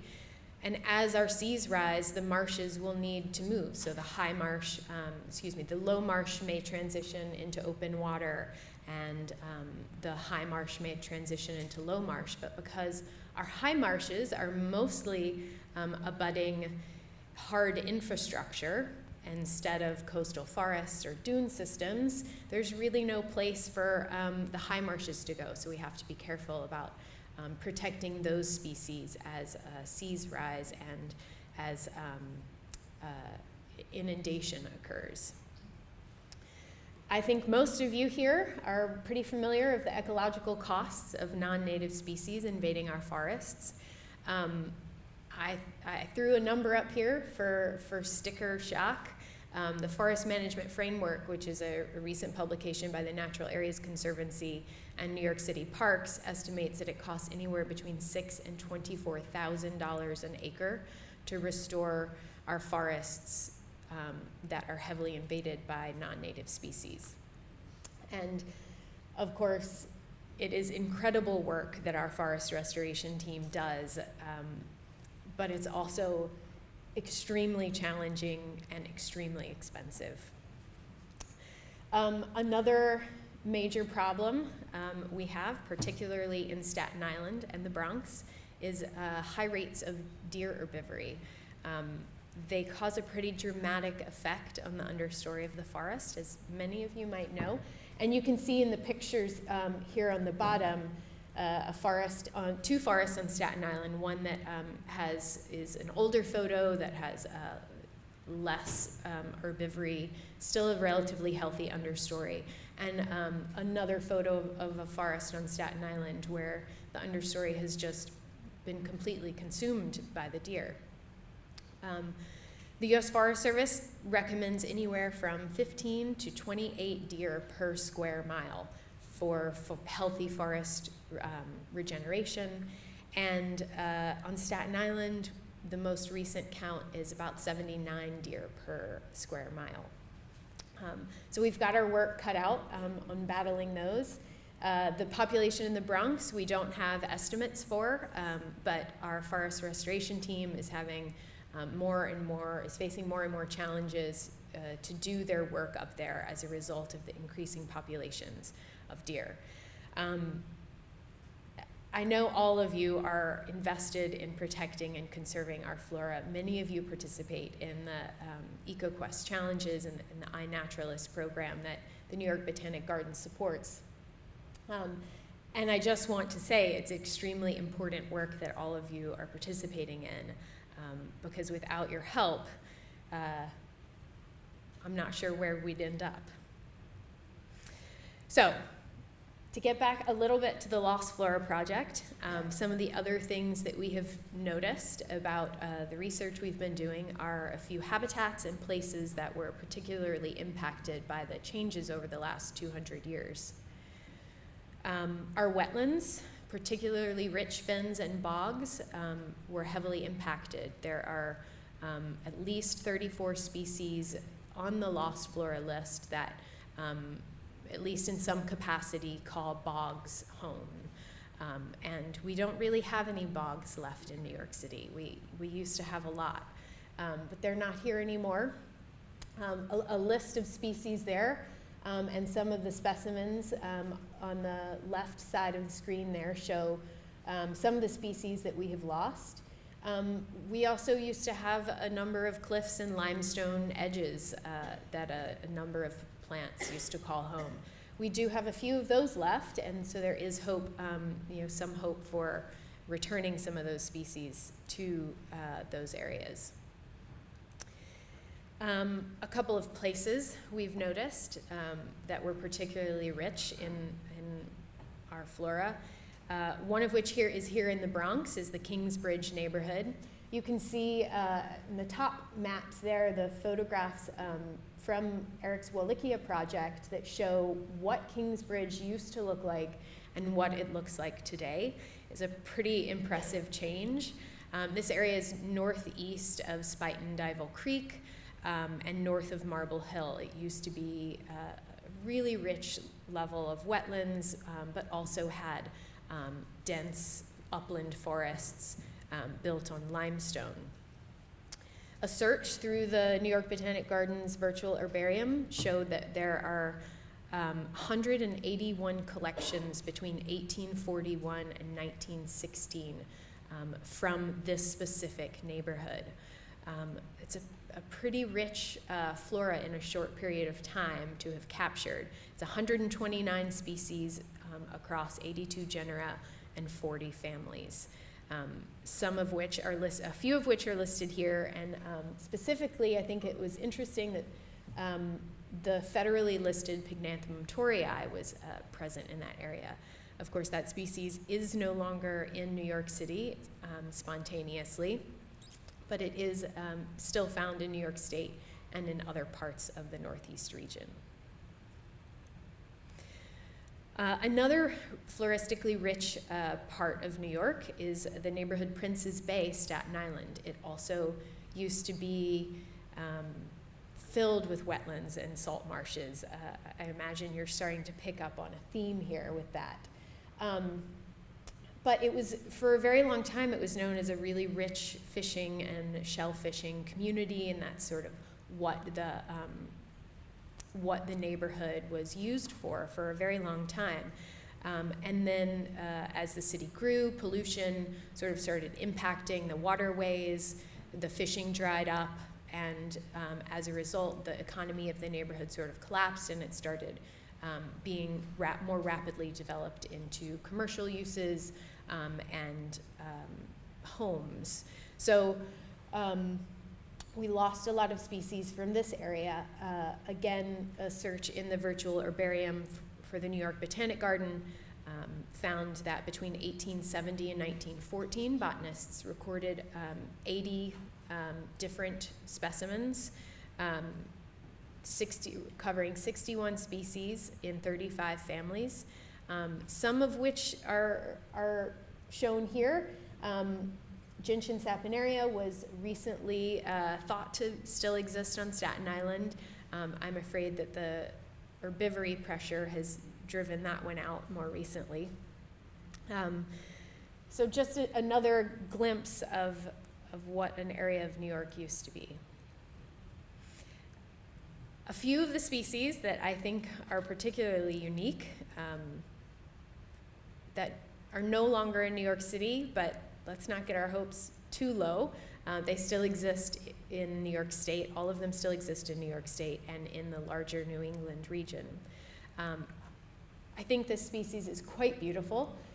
The buck bean, it was typically found in bogs, rich fens, often inundated soils. The last known observation was in Brooklyn in 1901. In Fort Bell's Landing, here is the specimen again, which is now Shirley Chisholm State Park. It is only listed as an S4 in New York State, so there are several populations of it left, and nationally and globally, it's still found throughout the area. I also wanted to share with you that in the New York Herbarium and the Brooklyn Herbarium, we only have 8 recorded specimens of this species from 4 unique locations, and they're all in Brooklyn. Anywhere from the coast up through the middle of Brooklyn, what is now East New York. The collections date from 1866 to 1901, but it's still present in 38 other counties in New York. Another interesting species is the fern-leaved false foxglove. It was last recorded in Richmond County in 1925, and again is also stable in New York. It has a little less stability nationally with an N2, which is categorized as imperiled, so there are some threats to the species. But its habitat still exists here in New York, and I think this would be one of the many species that, with careful genetic consideration, we could possibly reintroduce to New York City. Let's see. It was we have 13 recorded specimens of this species from Queens, Brooklyn, and Manhattan. The collections range from 1861 to 1925. It's been recorded in 20 other counties in New York State, and the New York Metropolitan Flora Project found it present on both Nassau and Suffolk County. So it's still close by. Again, just pointing out that there is potential possibility to return this species to New York City. Another really interesting species is the southern wild rice, which is a brackish species. It's a beautiful grass if you've ever seen it. It still exists in the tri-state area. I've seen it on travels in Delaware and southern New Jersey. It was last recorded in Queens in 1929. It's stable throughout New York State as well as nationally and globally. We have 7 recorded specimens from the Brooklyn and New York herbaria found in Queens, Brooklyn, and the Bronx. It was collected between 1866 and as recently as 1929. It still exists in 25 other counties in the state, but is no longer found on Long Island. And finally, this lovely shrub, which is very, it exists all throughout the Pine Barrens of New Jersey as well as Long Island. It was found most recently in 1946 in Staten Island. It's, again, stable in the state of New York and stable nationally, and its habitat does still exist in places here in New York City, so it's another one that we could consider reintroducing to New York City. So what's next for our project? We still have a lot of work to do going through the rest of the herbaria to record the last known date of these species, and then we hope to end up with a list of species that are no longer in New York City, but also a list of species that are most at risk of extirpation. The New York City Parks Department continues to track state and locally listed species, or excuse me, state listed species in New York, and we hope to start tracking locally imperiled species once those lists are developed. We hope to reach out to some of you who have an intimate knowledge of our flora in New York and can help us understand what species on these lists might be miscategorized. And then, of course, we really see that this project is in support of the New York City Nature Goals 2050, which calls specifically for no net loss of species and the possibility of reintroducing some species that have been lost. So those are two of the targets of the Nature Goals, and we really hope that this research can help move those targets forward as far as our flora goes. But of course, we can't do any of this without your help. Many of you have the knowledge of our flora that we don't, and you continue to inspire those of us who do this professionally to keep looking for plants. The images that Brian showed at the beginning of the recently rediscovered species is so exciting. It's amazing what those of you participating in this project are doing, finding old species and allowing us to track what species are where. So keep up the hard work. For those of you who have lots of knowledge of the flora to share, please reach out to us. We're happy to hear from you about where these species are. And if you are trained, I'd encourage you, and if you have permission, I'd encourage you to take specimens. I've particularly learned with this project that herbariums really are an incredible research, especially now that so many of them are digitized, for understanding the flora of a region, the flora of our city. And I really think that a lot of collecting sort of trailed off in the mid to late 20th century, and I think that it would be wise of us to continue making these records physically and not just digitally. And with that, I'd like to thank all of you for hearing about this project. I'd also like to thank the colleagues that have helped me out with this project. Of course, Daniel Atha, but also Rebecca Carden, Heather Lilliengren, and Zihao Wang have all contributed their help in this effort. So thank you very much. Daniel, mentioned several times already today, is the Director of Conservation Outreach at the New York Botanical Garden Center for Conservation Strategy. He's conducted botanical fieldwork in all 50 United States, published one book and almost 50 scientific articles ranging from ethnobotany, pharmacognosy, systematics, floristics, and he currently manages the New York City EcoFlora project. He holds a bachelor's degree from the City University of New York. Daniel's co-author on this presentation, Meryl Rubin, has been a research assistant at NYBG for over 2 decades and is currently with NYBG Center for Conservation Strategy. Meryl holds a PhD from Cornell University. I should also mention about Daniel that who's going to present this lecture on behalf of both Merrill and himself, is also going to be speaking at a panel this coming week, Climate Week, in New York City, a conference called Can Development and Conservation Coexist in New York City, and How? This will be on September 24th from 6 to 8 p.m. at the CUNY School of Law in Long Island City. The discussion of that conference will be moderated by New York City Council member Justin Brannan.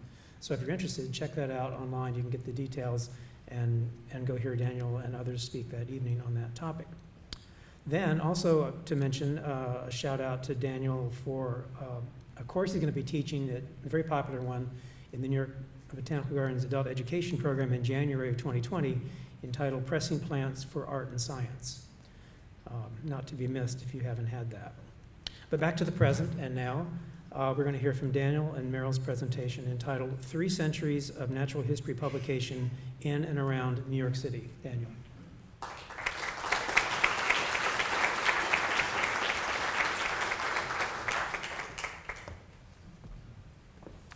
Thank you, Brian.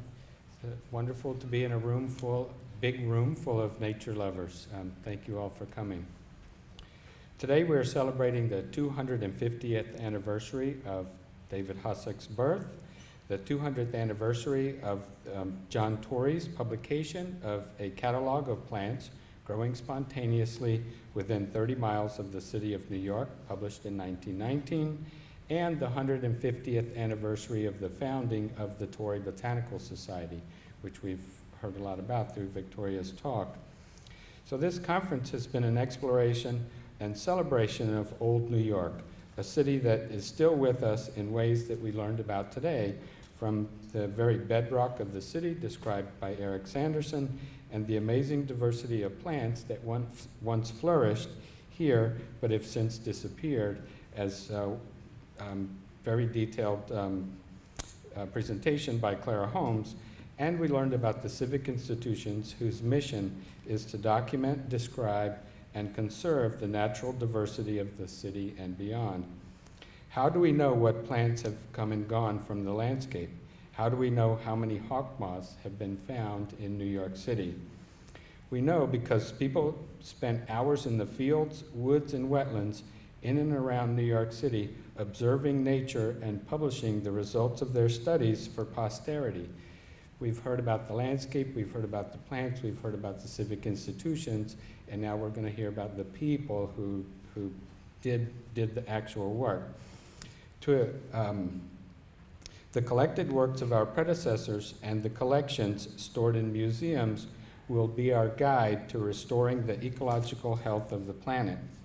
To effectively sequester carbon, clean the water, and reduce flooding, retain and build healthy soil, the new green revolution will need every species that remains to fulfill its particular role in the fabric of life.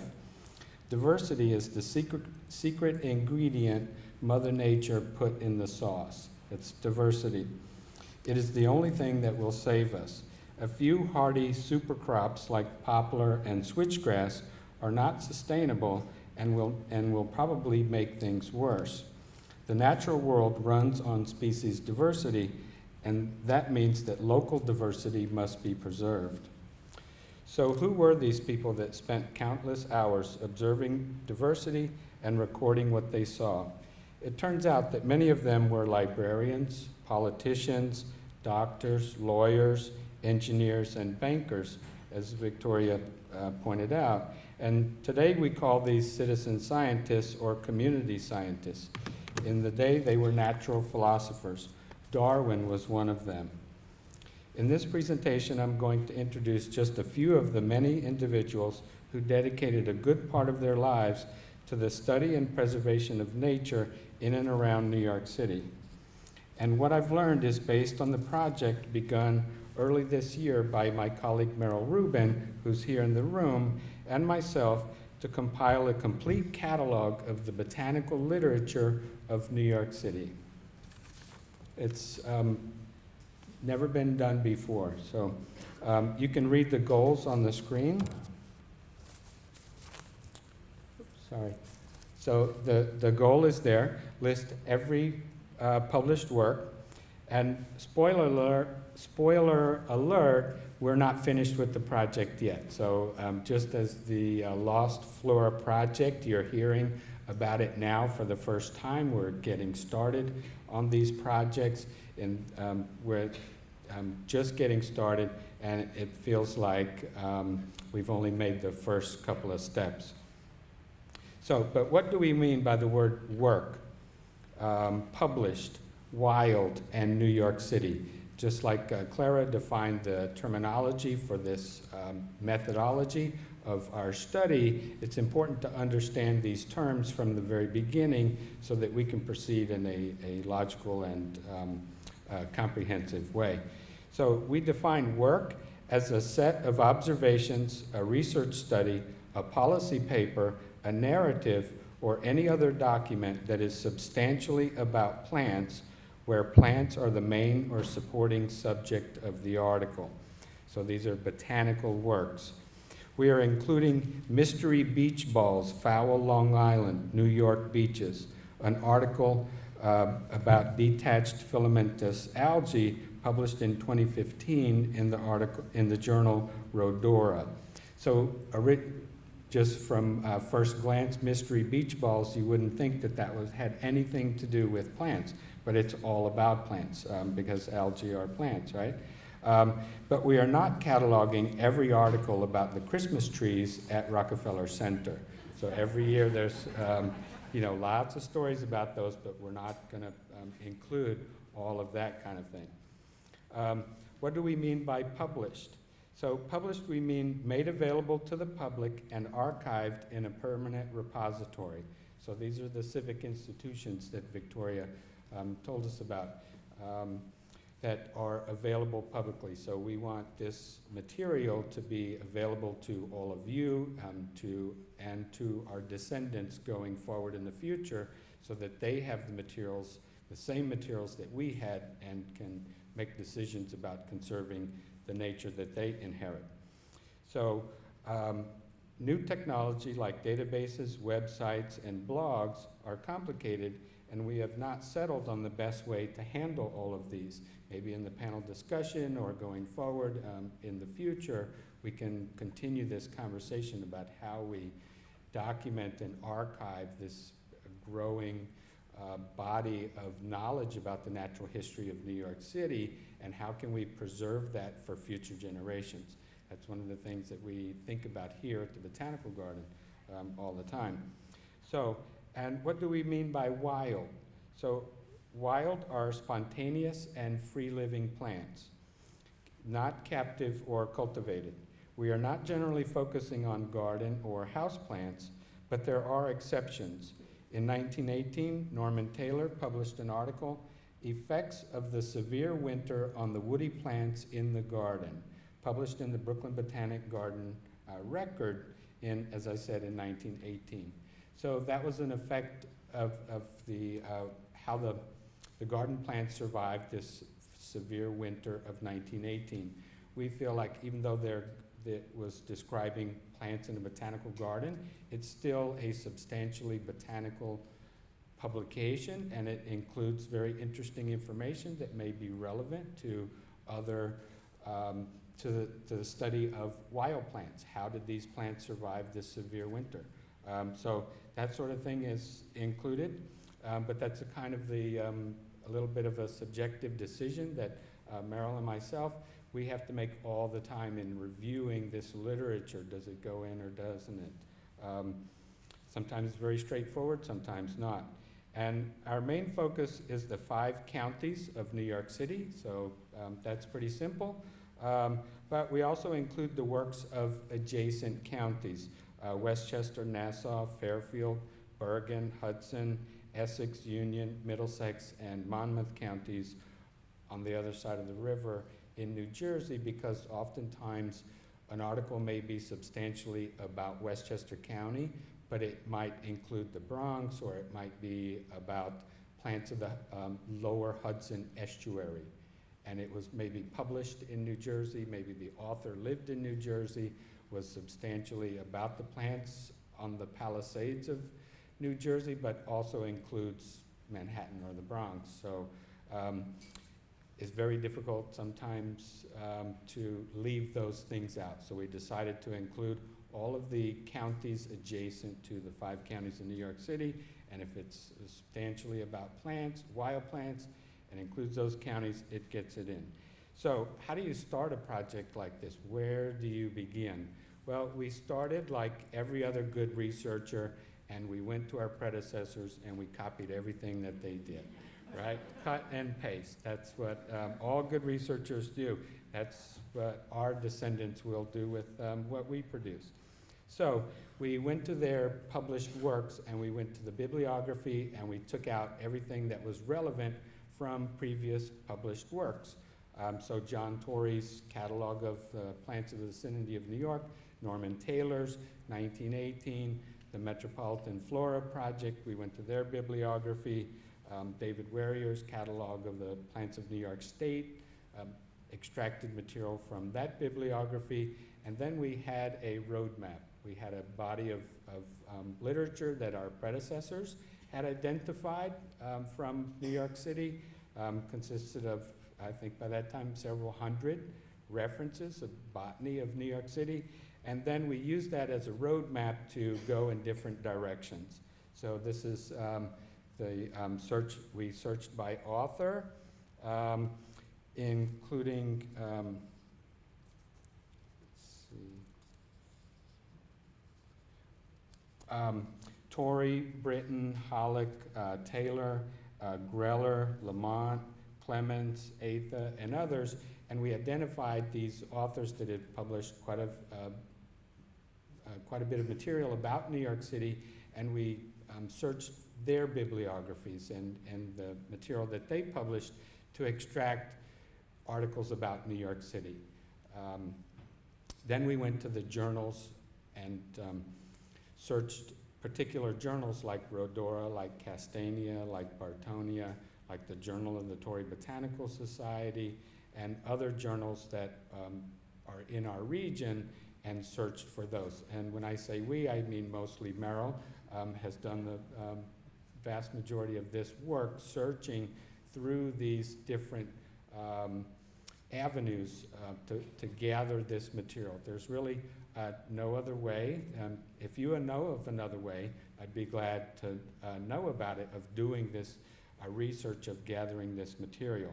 And then there's the third way that Merrill likes to call the Brownian Motion.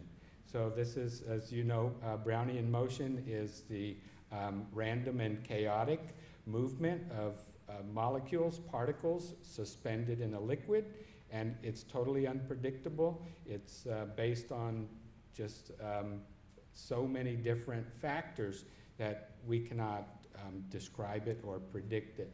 And that's what happens in this kind of research a lot. You'll read one particular reference, and somebody will make a reference to another article. Like Ed Frankel, who some of you may know, remember, published an article, The Ferns Along the Bronx River Parkway, in 1975, and in the Fiddlehead Review. So who would have thought to look in the Fiddlehead Review for an article about plants of New York City, right? And then that led to another article, Notes on Some Ferns Found During 1909, published by P. Dowell in 1911 in a volume of the American Fern Journal. So as many of you know, probably the American Fern Journal has been publishing for over 100 years, and there are thousands and thousands of articles, and maybe this might be the only one about the ferns of New York City. So we can't search every journal in the entire world, but this is how we find some of these more obscure things. P. Dowell only published one paper about the plants of New York City. We never would have known about him if it weren't for Ed Frankel publishing on the ferns of the Bronx River Parkway. And you'd only find that by inclusion of the title. So that's how the Brownian Motion kind of random searches happen in the accumulation of this bibliography. So far we've compiled over 2,500 references, and some of which will be removed, and some of them will be added as we evaluate their appropriateness for inclusion in this. So what have we learned so far? We've learned that citizen scientists have produced most of the natural history records in New York City. So these are the doctors, the judges, the lawyers, the people that Victoria told us about. And prominent among them are David Hussick, John Tory, and others. And that we also learned that Staten Island is our best known borough. More has been published from Staten Island than any other borough. And one reason for that, perhaps, is that Staten Island has produced some of New York City's most prolific naturalists, including William T. Davis, Nathaniel Britton, Arthur Hollick, and others. I just might also mention that Ralph Waldo Emerson, Henry Thoreau, Henry James, and Frederick Olmsted either had relatives on Staten Island or lived there themselves. So there's a long history of natural history research and appreciation on Staten Island. So now to get into some of the individuals, some of these people. I'm going to try to go quickly because I think we're a little bit behind schedule. So bear with me as I try to run through this, these individuals, but I want to convey the importance of the hard work and the dedication that these people had, and that what we know about the natural history of New York City is because these people dedicated their lives to it. So I think, as Eric mentioned, it's really important to remember our history, to study our history, and to help that inform our future. So Adrian van der Donck was born in Breda, the Netherlands, in 1618. And in 1641, he received his Doctor of Law and came to America as what was called a shoot. That's a Dutch word for a combination of sheriff and prosecutor. So this was before there was a country of the United States. It was run by the Dutch West India Company, and they didn't have the same kind of rule of law that they had in the Netherlands or that we have today. And so Adrian van der Donck was supposed to act as the sheriff and the prosecutor, so the judge and the jury and the law enforcement. He came under the employment of Baron Rensselaer to manage his estate up near Albany. And he was expected to look out for Baron Rensselaer's profit first and foremost, and the safety and the well-being of the people after that. But van der Donck was more interested in the natural history and the cultural history of his new home. He learned to speak Mohican and Mohawk. He ate their food. He documented their beliefs, customs, and technology, including their medicine. And he was a sympathetic and objective observer. And he eventually wrote a book about his experiences here in the city.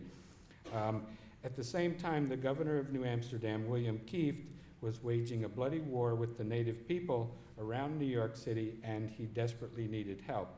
So he reached out to Adrian van der Donck, who was available to help Kieft because his contract with Rensselaer was not renewed, because he was more interested in the natural history than he was protecting the profit of Rensselaer. And so Adrian van der Donck applied his diplomatic skills, his language skills, and his knowledge of the geography to help Kieft quell this war for a short period of time. And then came Peter Stuyvesant, which was probably not much better than Kieft. And van der Donck went to the Netherlands and extolled the virtues of this wonderful, beautiful country with incredible natural resources. And in return for his services, Kieft, van der Donck was given a grant of land just north of New York City along a creek or river, which became the Sawmill River, and the town became the town of Yonkers. And van der Donck's book, A Description of New Netherland, Netherlands was published in Dutch in 1655, the year that he died. The first translation into English was published in 1841, quite a while after it was published, but the translation was so bad that the English-speaking population didn't pay much attention to it and remained in obscurity. And it's only been in recent years that Van der Donk's manuscript, with incredible detail about the natural history and the cultural history of Manhattan in 1655, has come to light. You can see here, this is the town of Yonkers, and this is the Sawmill Creek, where Van der Donk had his grant of land, and this area became one of the quintessential Hudson River towns, like Poughkeepsie, like Hudson, like Beacon, Athens, and Troy, and this Sawmill River was used as a toxic waste dump for the industries which grew up around it. And this scene which you're looking at was actually a parking lot. The river was paved over and completely obscured, and there were cars parked on top where you see this now. And recently, starting in 2012, a coalition of community groups and the city of Yonkers came together to restore to daylight this creek and restore some of the natural features of this creek. And so on this day that I took this picture, there were monarch butterflies, there was a muskrat right underneath this bridge where I was standing, and there was also a night heron standing very still on a rock there. So the effort to restore that is effective in bringing the wildlife back. Jane Colden was born in New York City in 1722. Her father was Cadwallader Colden, British governor of the province of New York. And the elder Colden was also a doctor, a politician, a scientist, a botanist, and an ethnographer. In 1727, he wrote the history of the 5 nations, 5 Indian nations, and there are correspondence where he was disputing with Isaac Newton some of the facts of his theory of gravity, which is pretty bold. And he also encouraged Benjamin Franklin to start the American Philosophical Society. And if that was not enough to keep someone busy, in 1741 he published a flora, which he called Flora Coldenhamia, of his 3,000-acre estate near Newburgh, New York. So this is a man that's arguing with Isaac Newton about the facts of gravity and corresponding with Benjamin Franklin, and he writes a flora of his estate with hundreds of species in it in the Linnaean classification system, which had only just been published a few years before, and hardly anybody even knew about on this side of the Atlantic. And like her father, Jane Colden was a skilled naturalist and botanist, trained by, actually, she was schooled at home by her father and mother. And with the encouragement of her father, Jane was part of a botanical conversation between the likes of John and William Bartram, Benjamin Franklin, Carl Linnaeus, Peter Kalm, Johann Gronovius, Linnaeus's patron, and Alexander Garden, and many others. So she was writing letters back and forth, also discussing the Linnaean system of classification and details of plant anatomy, plant distribution, and ecology. And so the document you see on the screen here on the right is a facsimile from Jane Colden's untitled and unpublished Flora of New York, purchased by Joseph Banks and held by the British Museum. So Joseph Banks was the president of the Royal Society in London, and he recognized the value of this document, and as soon as it came to his attention, he made sure to buy it, and it eventually went to the British Museum, and it wasn't discovered until 1841 when someone from, it was actually a little bit later, someone from the Tory Botanical Society was over in London and brought this document, made it known to people in the United States. In this document, Jane Colden documented 341 species from the Flora of New York. So this is the first Flora of New York, published, well, it's not published, but produced around probably around 1750. Jane Colden died in 1766. And as I said, it was never published, was kept by her at her home. And you can see the incredible detail of these descriptions.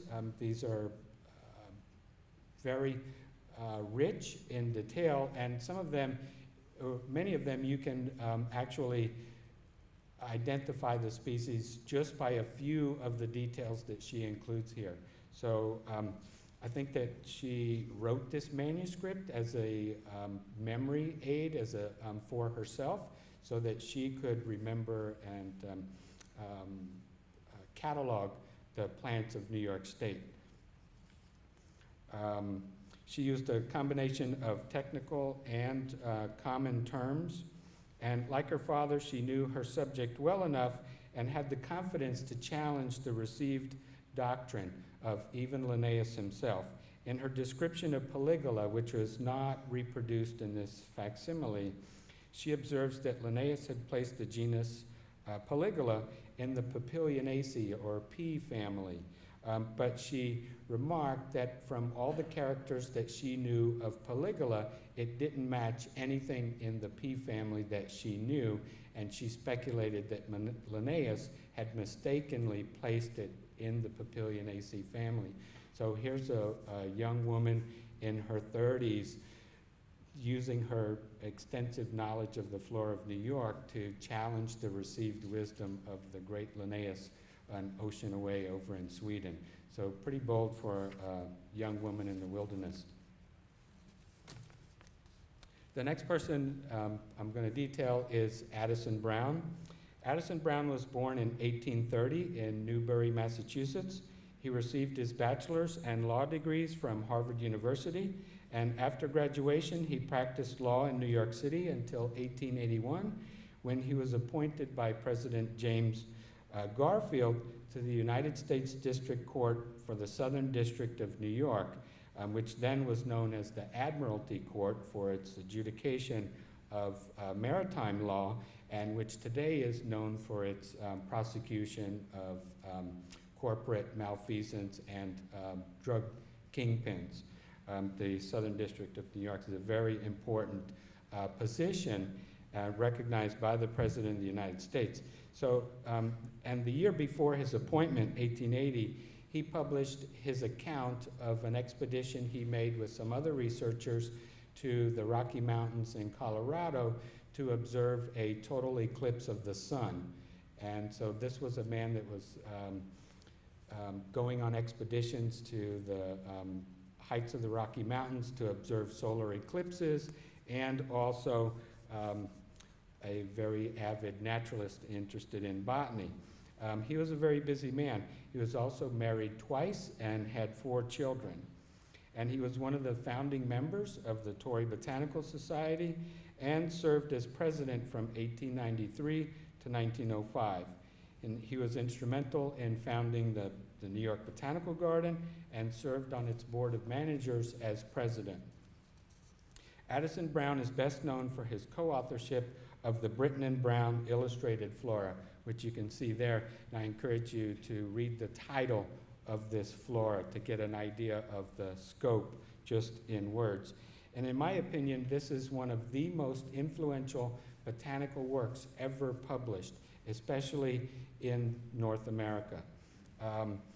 And I say that from long experience working with botanical texts, and it's because the layout, the keys, and the descriptions were pitched at exactly the right level to reach the greatest audience in the 20th century United States. So it wasn't overly technical, but it wasn't overly simple that practicing scientific botanists would not respect it either. So it was pitched perfectly. Every species was illustrated. It was the first illustrated flora of the northeastern United States.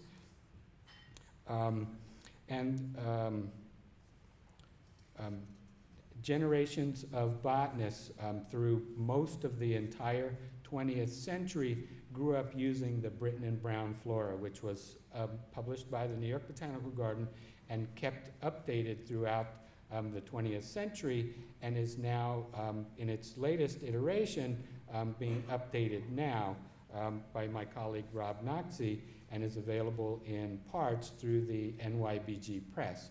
But throughout the entire 20th century, agronomists, ecologists, botanists, biology students, anybody that had any contact or study of natural history used the Britton and Brown Flora, and probably I was pretty familiar with it. So that's why I say it's one of the most influential botany books ever published. And it was Addison Brown was the second author and had a very substantial contribution to the production. He wasn't just an author in name only.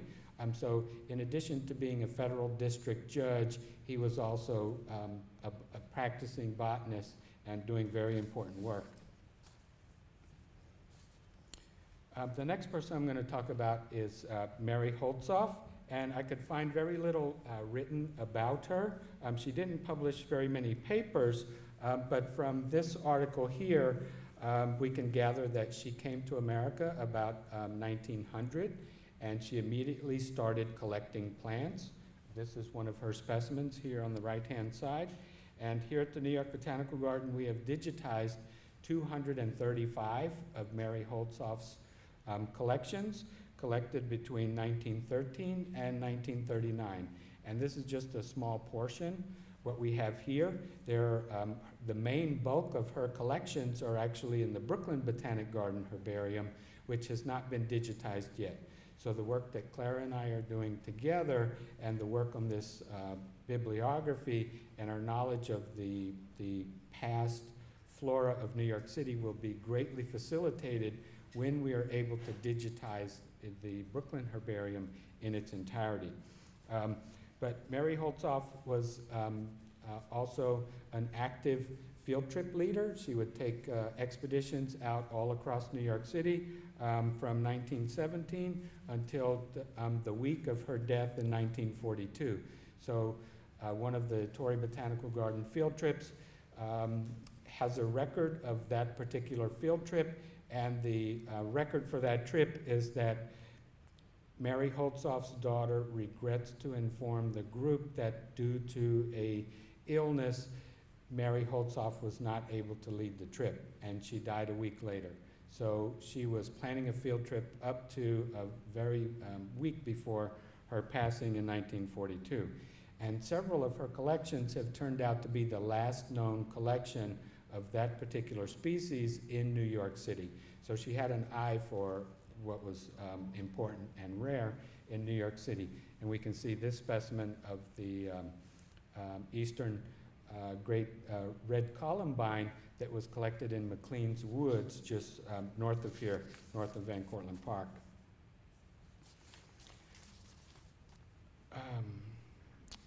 I'm going to speed through some more detail here, but I want to point out this is one of the articles that one of the authors that we came across, William Butenmeyer, and Butenmuller, you wouldn't think that maybe an article about the hawk moths of New York City would have a botanical angle, but most of you in this room probably are nodding your head, yes, you would. But you don't know until you actually open it up and look at it, right? And you start reading through. And William Butenmuller was a member of the New York Entomological Society. He was also a staff member on the American Museum of Natural History, and he published numerous papers about the insects of New York City, including the hawk moths of New York City. And you can see in here, he details what plants the hawk moths are visiting in very great detail, so often not only the genus, but the species as well of what these hawk moths are visiting.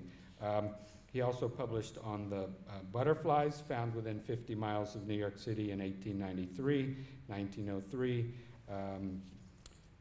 in 1904, you see on the right-hand side the insect galls of New York City. So that has an obvious plant angle because the galls are produced on plants, but incredibly rich detail, beautifully illustrated, and these are our roadmap for restoring the future of New York City. So we want to build these connections, as Eric was talking about these.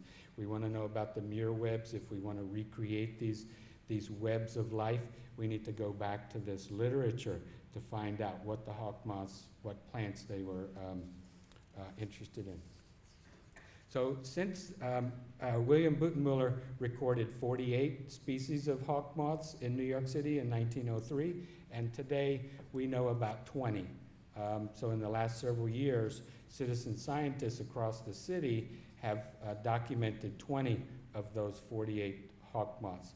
I haven't done the research to see if there are any ones that he didn't know about that are here today, but I kind of doubt that.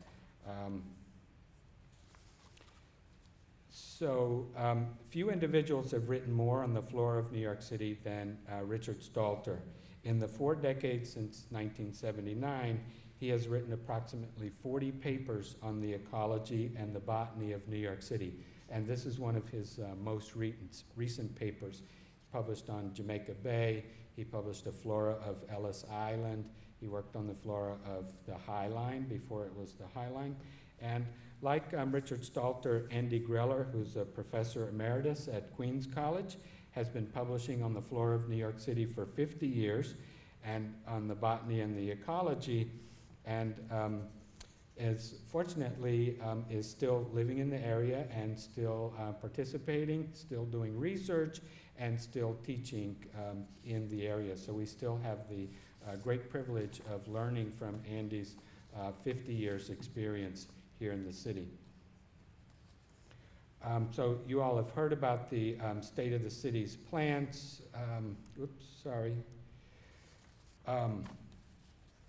The challenge we have, one of the challenges is dealing with these kind of 21st century documents or productions of our knowledge, and how to catalog these, how to make the best use of them, how to convey this information to future generations. So this is one example. This is the most spectacularly illustrated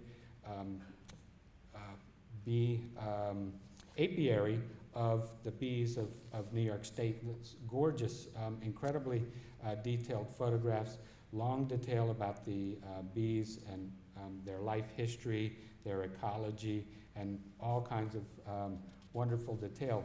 But how do we record this for future generations? So that's a challenge that we have. And I think we need to be mindful of our descendants and our current generation, younger people, that they were born with this digital data. They were born with video.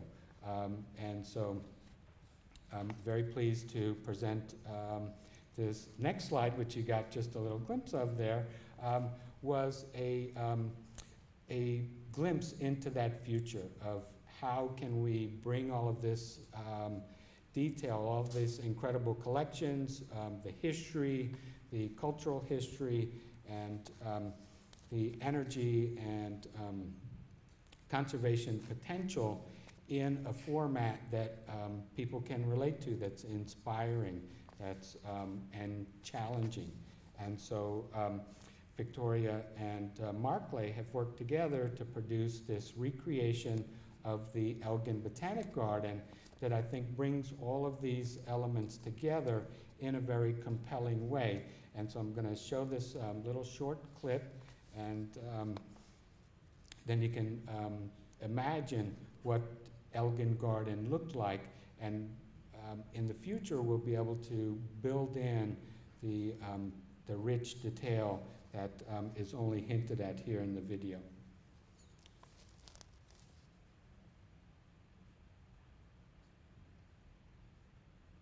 There's some of the vegetation. This is a marsh habitat.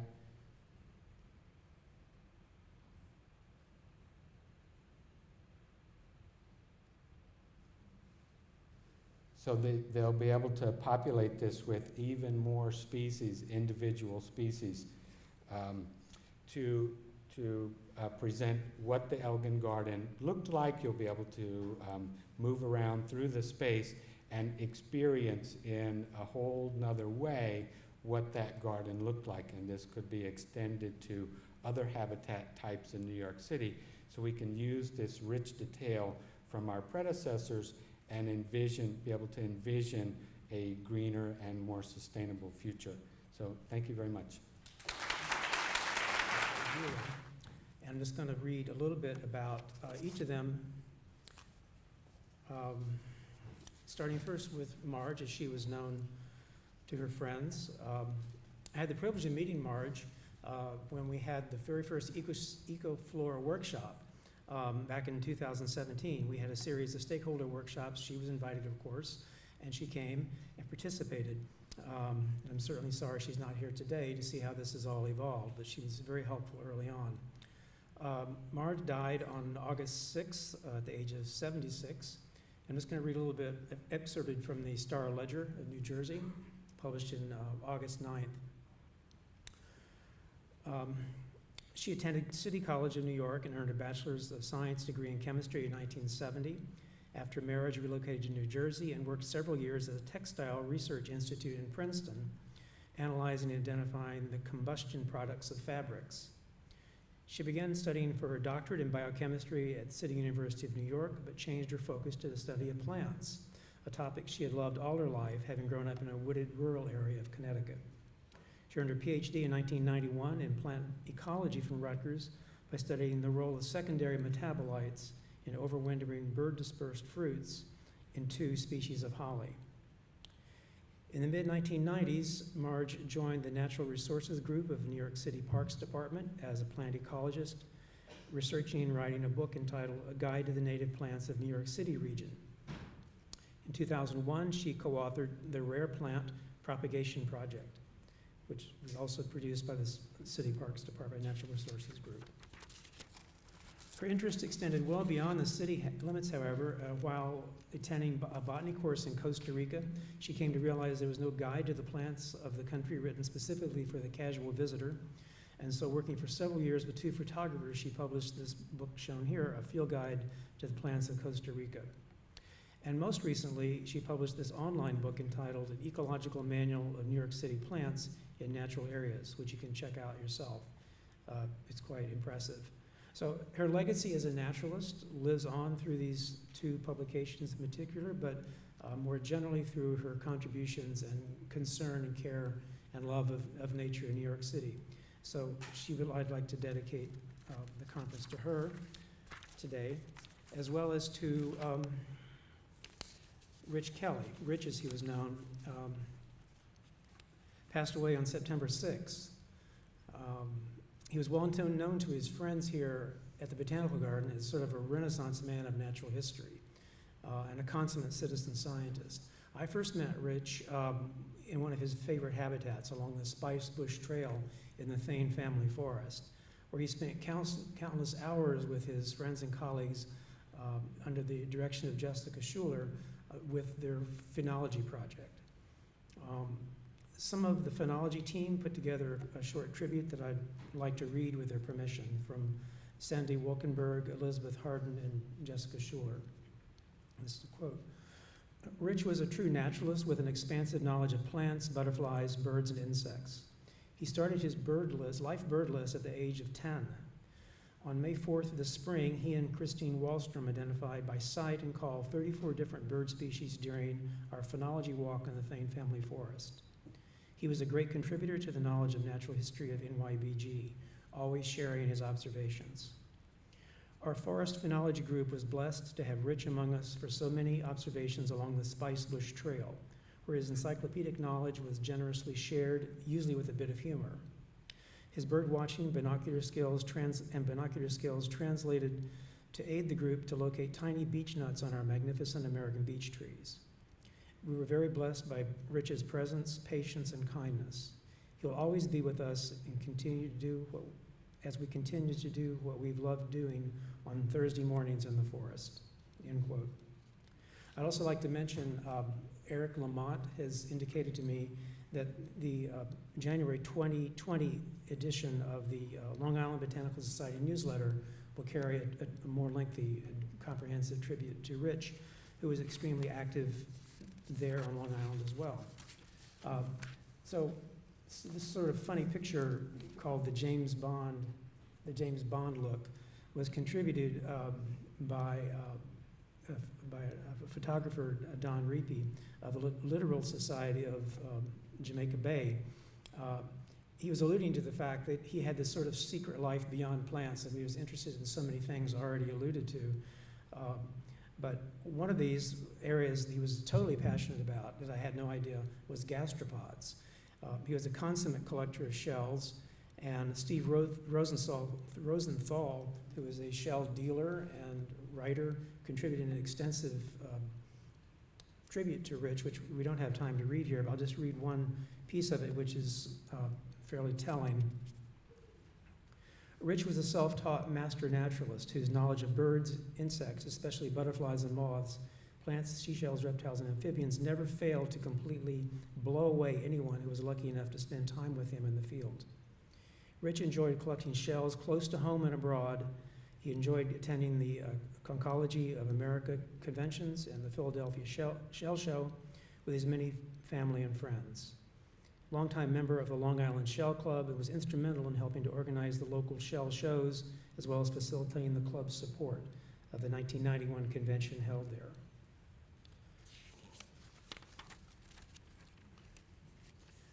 Over the last 10 years or so, I gave Rich, this is Steve Rosenthal, I gave Rich a good-natured hard time about how his birding and botanizing and butterfly viewing had really pushed his shelling to the back burner. The best way to confront that, if you can't beat them, join them. So other local shellers and I would go with him to look for birds or butterflies. Rich was fond of his weekly walks, regular walks with several local bird clubs, and the socializing as for the birds. He kept them up as much as possible through August. In April of this past year, despite his illness, Rich battled exhaustion and pulled out all the stops to collect shells for 3 days in a row with some European shell trading friends who were visiting from Belgium. That's how much he valued his friendship with other shellers. Rich will be terribly missed by in the many fields of natural history, including conchology. End quote. And finally, from the butterfly world, this is a lovely quote from Rick Check, who is the principal author, as some of you may know, of The Butterflies of the East Coast, an observer's guide and a distributional checklist of the butterflies and skippers of the New York City area. So he wrote, quote, Rich is remembered by many as an enjoyable, warm, witty, low-keyed, well-rounded, and consummately skilled naturalist, with deep knowledge in many fields, botany perhaps most of them. But it is hard to select. Rich was upbeat and active to the end, and those many of us who knew him over the years will miss him exceptionally. There are not enough of his kind in our world. Lamentations. So equally, I'd like to dedicate this conference to Rich's memory and what he and Marge did in long line of succession to create such a wonderful documentation of nature in New York City. Now let's segue to looking to the future after having thought about the past. So I'd like to ask the panel to come up and take seats on the stage. Would each of you like to just say a few words to kind of summarize, I know you just summarized, but in 30 minutes, but maybe in 30 seconds or a minute, your thoughts to kind of stimulate a discussion? We'll start with Victoria. Okay, this is on? Yep. I think thinking about implications for the future, as a historian, I can't help but draw lessons from the figures that I was talking about today. And the lessons are these. From Hussack, David Hussack, persevering in the face of ridicule. He kept working on his botanical garden and his projects, even when he was being laughed at and mocked publicly in the newspapers and so on, and he persevered. Second is from John Tory, working without a botanical garden, knowing that even when you don't have a formal civic institution, you are carrying forward and sharing the knowledge that was given to you by the civic institutions that we've had. Third, Central Park. Here, I think, is perhaps the most important lesson. You have got to have a coalition of the powerful, along with the people who care about the natural world, and the powerful in the creation of Central Park were, of course, the landowners and the city. We can't do anything without those players today, no matter how brilliant our landscape architects, if we have the likes of Frederick Olmsted Sr. and Calvert Vaux, and people who understood the flora of New York City, which is not the case for every developer who builds a green space outside a building. We have to bring in and make sure that we're bringing in landscape architects who understand the flora. And finally, the Britons founding New York Botanical Garden, the brilliance of their coalition building. And I know that that is exactly what we're celebrating here, such incredible networks and coalitions. And the Britons harnessed wealth, formal power, political power. They harnessed activism, they harnessed civic institutions and all of that. And I think those are our only choices and chances. Thank you. Hello, is this working? Yeah, okay, great.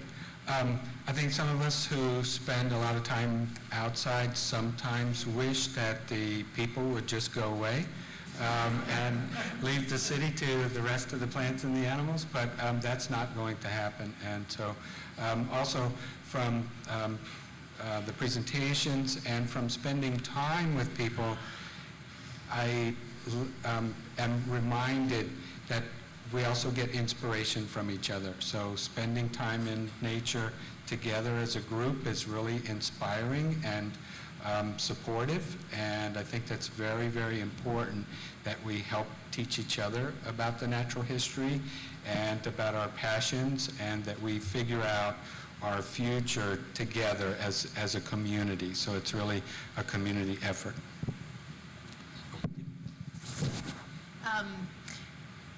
I think that the Lost Flora project that Daniel and I and a few others have been working on is a really impressive way to go about conserving flora for the future. You know, harken back a bit to Joni Mitchell, you don't know what you've got till it's gone. And I think that's a little bit of what we're doing. We're trying to understand when and where we lost certain species, and when and where we might lose what we have now. And I think that stage of the project will be particularly important for conserving our flora for the next 200 years. Well, that's all great. Thank you so much. It's a great honor to be on the panel with you. You know, I think I would just say that, you know, when you think about people in the past, they face such challenges, and I feel like in our current moment, so many people, they just focus on the problems that are right before them, and they think they can't do anything. And yet we live in a time where there's more possibility than there's ever been before, where we know more about the way the world works, where we have more wealth and more capability, more ability to speak to each other. And so, you know, when we look back in the past, you know, sometimes we marvel about how amazing change has happened. Well, the changes in the future will be even more amazing. So I guess what I would say to you is, you know, think every day about not the difficulties you face, but the possibilities that are open to you to do whatever you can to give to the next, you know, the generations that come after us. Okay, thanks very much. We'll take some questions from the audience. I might as well start with a couple here that came on cards. And the first one is to Clara. No, not to Clara, but Clara, you can certainly comment. Clara mentioned the possibility to return species to New York City. Is this reintroduction to be deliberate, and by whom, or dependent on chance? So I guess that's really for any of you, but Clara, you might want to start. I think we would be very lucky to have some species reappear by chance. I think that's certainly possible for some species and some habitats. I also think that with very careful consideration and understanding of the genetics of species, we might be able to reintroduce species to habitats that were lost. Of course, it will take some time to understand how species interact and to capture the appropriate genetic diversity for those species, but I do think it's possible to bring some of those species back so that we can have some parts of New York City, certainly not all, but some parts of New York City that do resemble what the flora looked like 200 years ago. Any other comments on that?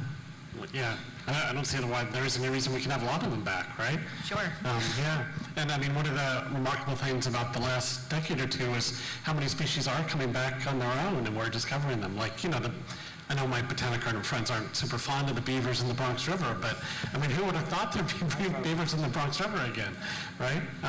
So, you know, there's certain issues around some of the animal species, but for the plants, you know, I don't see why we couldn't have them back. You know, particularly if you know, reintroducing them doesn't endanger the existing populations of them elsewhere. Absolutely. Right? I think that's key, and I think that's part of making sure it's done in a very specific, concerted effort with mindfulness of local genetics. And this nature goal effort that Clara mentioned, you know, that is one of the targets over 2050 is to bring back lost species to New York City where it, you know, where it makes sense. So, and the amazing work of the Natural Resources Group at the Parks Department, you know, is right on the forefront of the kind of thing that can make that happen. So this is the kind of thing when you're at your community board meeting or you have a chance to talk to New York City politicians, tell them that's something you want, because then that starts to mobilize the coalitions and the power of the city to make the changes we want. Okay, Eric, since you're on a roll, I got a question for you from the audience. Regarding the near web, question is, what is the thing that the various elements rely on or interact with the most? Oh, yeah. So that's a good one. If you look in Manhattan, there's actually 2 tables about that, which are the most popular elements in the near web.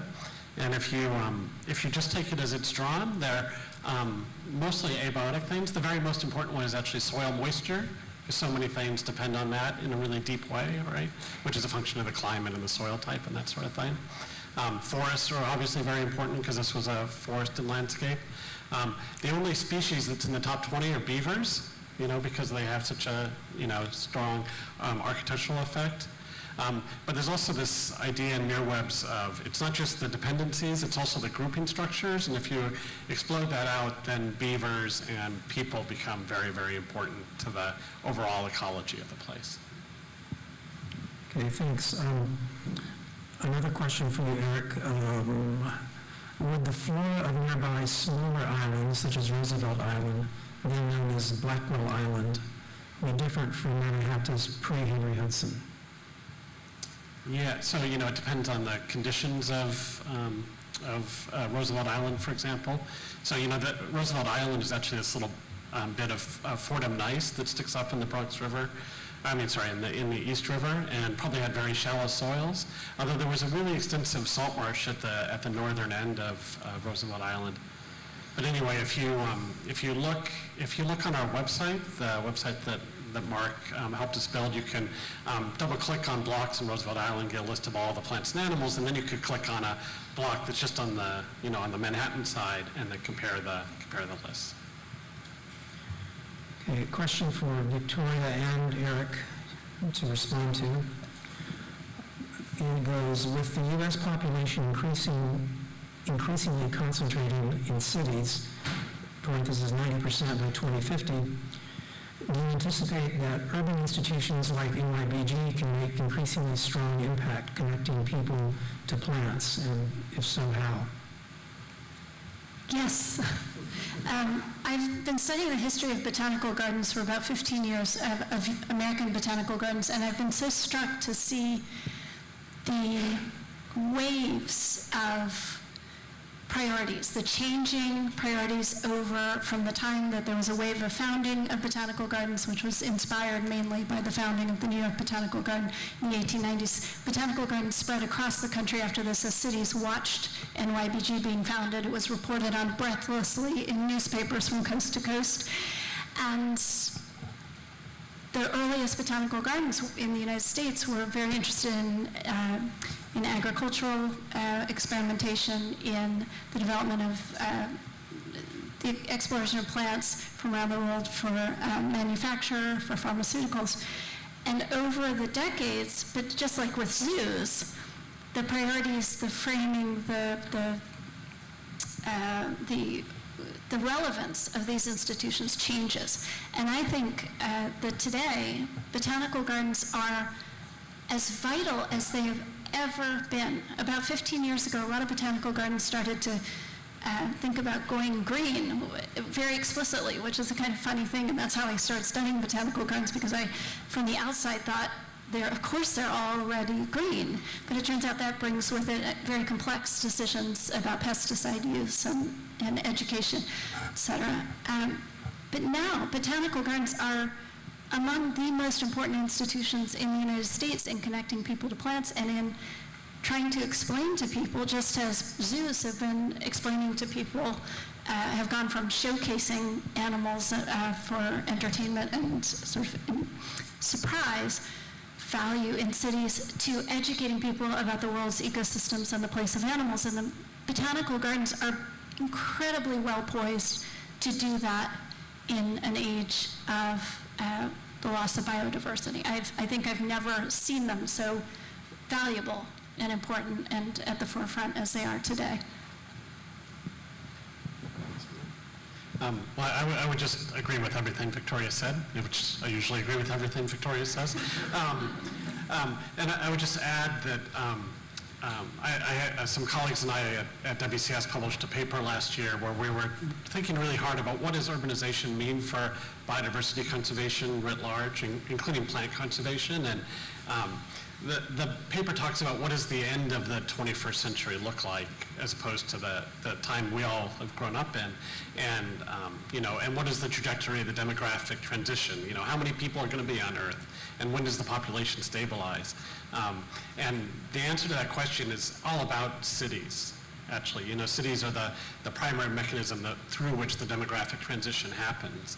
And so if you sort of take that idea forward, then what is the role of institutions in cities? And we argue that it's to make cities great, great places for people to live in all the aspects of what that means.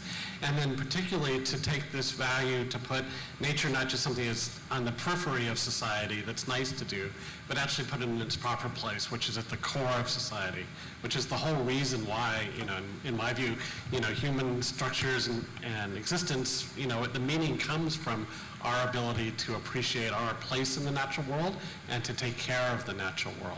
And that's a new function of cities that's growing in the 21st century, and we see it, and that's it's the sort of new purpose of the NYBG, as Victoria was saying, or the work that we do at WCS, but also what the Natural Areas Conservancy and the Natural Resources Group at the Parks Department. This idea of creating nature that's close to where people live in such a way that they connect with it and therefore connect to their place in the, their place in the cosmos, right? Why don't we take some questions from the audience? Yes, sir. Have you been in partnership with Wagner College at all? Wagner College, Staten Island? I actually had the privilege of visiting their campus, was last year, and was really pleasantly surprised with the beauty of the landscape of that campus. And in my mind was thinking that it would be nice to have a collaboration with one of their programs there. So I think with this new grant that Brian and I got, there may be more opportunities to do outreach with our local institutions, especially educational institutions, and Wagner College would be a fantastic place. There are really one of the highest hills in Staten Island, and it's still got some very interesting flora. I believe there's a little bit of serpentine rock on or nearby the campus of Wagner College. And if you know, serpentine is a very unique habitat type, so rock type that supports a unique flora and would be very important. So we anticipate more collaborations with institutions like Wagner College. Other questions? Yes, ma'am. This is a question I think all four panelists could answer, but I'm curious what the restoration of native flora could look like outside a botanical garden or natural area. So on a street, in a neighborhood park, in places where you perhaps don't typically think of being full of native flora. Thanks. Well, go ahead. In the middle of Broadway at 72nd Street, we're experimenting with that. We have just under an acre of a little pocket park right at a subway station, which we are replanting all with native species. It's got 3 different exposures of sun, one shady area, one sunny, and one very sunny spot that's quite dry. And so we're planting pitch pine, oak barren type species in one place, Oldfield meadow that recreates some of the sort of disturbance regime that Eric talked about. And then we have a woodland area in the shade that's wetter with species that would typically be found in a woodland. And that's right in the middle of the Upper West Side in the old Bloomingdale neighborhood. So we are trying to bring some of these flowers, some of this historical flora back to very urban space. You can hardly get more urban than the very middle of Broadway at 72nd Street. And it's been an interesting, it's really a community garden where the community participates and is helping, and they're learning about the native species at the same time. So that's part of, I think, our goal is to educate the community and involve the community so that they're invested in taking care of the native species and learning about the native plants. So I think your point is a very good one, that bringing native plants into people's front doorstep is very important. And we're also learning that there's also challenges. It's not very simple, so some of these species may not be the most attractive that people want to see. They're used to begonias and coleus in their tree pits. And seeing some of these plants that lay down, they might, get powdery mildew on them. They bloom, early or something. So there are challenges, but I think we're just getting started, and the future looks bright for native plants in the city. Daniel, will you just add, because I happened to cross Daniel at this intersection at 72nd and Broadway, how this came about, because I think that's a really important part of the story, and it involves many, many weekends of volunteering, but how it ends up that a major intersection and kind of neglected park becomes a site for native flora. Well, you can come tomorrow. It's the ribbon cutting of Verdi Square. Thank you for the setup, Victoria. 11 o'clock tomorrow. Parks Commissioner. Parks Commissioner is going to be there. Gerald Nadler, Linda Rosenthal, Helen Rosenthal, a bunch of elected officials will be there to cut the ribbon on this little park. And it started because the community saw this park that was overrun with invasive species, including rats. It was known as Needle Park. For decades, it was in the movie Taxi Driver and lots of other, infamous for its kind of reputation, unsavory reputation, and its extreme neglect inspired the community to do something, anything. And I just happened to wander through on the day that they had an information table set up. And of course, with my interest in native plants and restoration work, the two I proposed to the group that formed, why don't we consider native plants here? And they loved the idea right from the very beginning because it's sustainable, it's supports wildlife. We all want more butterflies and bees and pollinators in the city. I think it's been successful because there's not a single person in this room or anywhere in all of New York City that would not say that they love nature. Everybody loves nature, and I think that's our opportunity and our challenge is to be able to convince people to express their love for nature with restoration efforts like Verdi Square. To comment a little bit about some of the work the Parks Department's been doing for the last several years, particularly in the forested landscapes. In 2013, the city passed a local law that requires the use of native plants within the natural areas. So native plants only are going back into our natural areas by and large. And I have also observed more recently that several of the large parks and the landscape architects that work with the city are using more and more native plants in non-natural areas.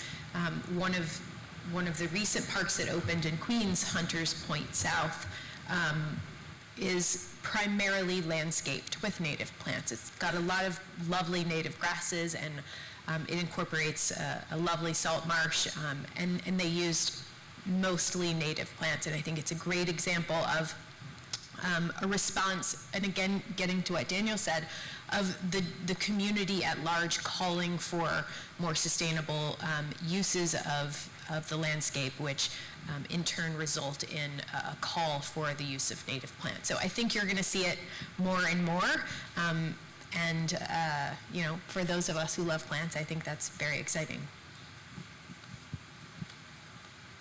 Yes, sir. Yes, sir. This question is for Victoria. Hossack, excuse me, stand up. Oh, okay. I'm sorry. Okay, very much noise here. This question is for Victoria. Hossack, Tory, Siebold were physicians, botanists. When did this dual career path end and why? So I noted that early on, botany, when Hossack was beginning his work, botany was not established as a profession. And it was sort of gentlemen polymaths, the less kind name is dabblers, but we had a lot of civic leaders, doctors, lawyers, et cetera, who were polymaths, who were quite accomplished in multiple fields. Hossack was part of the generation that helped bring into being, by training at places like the Elegant Botanic Garden, training botanists. He started by training doctors in medical botany, gradually attracted students who really simply wanted to study plants. And one of them was Tory, but there were many others, and they went on to find university positions. There weren't botany departments until the late 19th century in most places in the United States, if then. But they began to find positions as botanists and some positions in government agencies as botanists. And that created a national network of botanists. And when you begin to have representatives of a profession, the next thing that happens is a national professional association, which then helps accredit programs and creates more of an identity for that profession. And this happened in the United States in the second half of the 19th century. Addison Brown wrote a wonderful short book about Hossack and the Elegant Botanic Garden. And when I look at this man who managed to be a federal judge and an accomplished botanist and a historian as well, it's quite extraordinary to see civic leaders with that kind of breadth. Perhaps as specialization progressed, it became harder for someone to be an accomplished botanist and keep up with it incredibly fast-moving literature, and also keep up with the fast-moving literature of the legal profession, et cetera. And I think it's the story of specialization that created the profession and then made the profession too difficult to master while doing another career. Yes. Claire, on one of your slides, you mentioned deer populations as being a major problem. And of that list, that seems like the easiest problem to take care of. Yet I know there's political pushback. Is there any movement today to cull the deer population? In short answer, no. The current tactic is a method of controlled sterilization. So for a number of years on Staten Island, there has been a process of sterilizing male deer to reduce the population. And that's the process that the current administration has chosen to take. And perhaps a future administration would consider another option. I know the state and the current Staten Island Borough president are on board with a more aggressive tactic, but currently that's the method that we're using. That's being used. I'm certainly not using it. Maybe we need more coyotes and mountain lions in Staten Island. Wolves, actually. Yeah, wolves. Yeah. Yes, sir. Hi. This can go to any of the four panelists, but one thing that I felt was missing a bit from all the talks was conservation as it exists now. I think of conservation as conserve, keep what's already here, and New York City actually has substantial amounts of healthy natural areas and healthy forests. Do you see the focus and the emphasis on plants and rare plants and the history of botany as taking action into conserving what's already here? Because there actually is a pretty active threat to the good, the healthy natural areas of the city, even within agencies that are mandated to manage those areas. I certainly do. I think it's important to understand a few species that are rare and to continue to preserve those and to find the species that are in low numbers that we might lose. But I think by pointing those out, we can point out that certain ecosystems and certain plant communities and habitat types are therefore at threat and make the argument that we need to conserve all of the plants that make up that community. So I think using some of the species that are most at risk is a way to sort of call for larger action to preserving plant communities and habitats as a whole.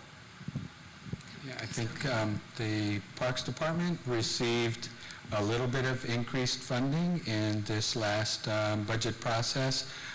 They went from less than 1% of the city budget to I think maybe around 1%, but that's still below most other large urban areas, money allocated for parks management. So we definitely need a lot more resources dedicated to managing our natural areas, and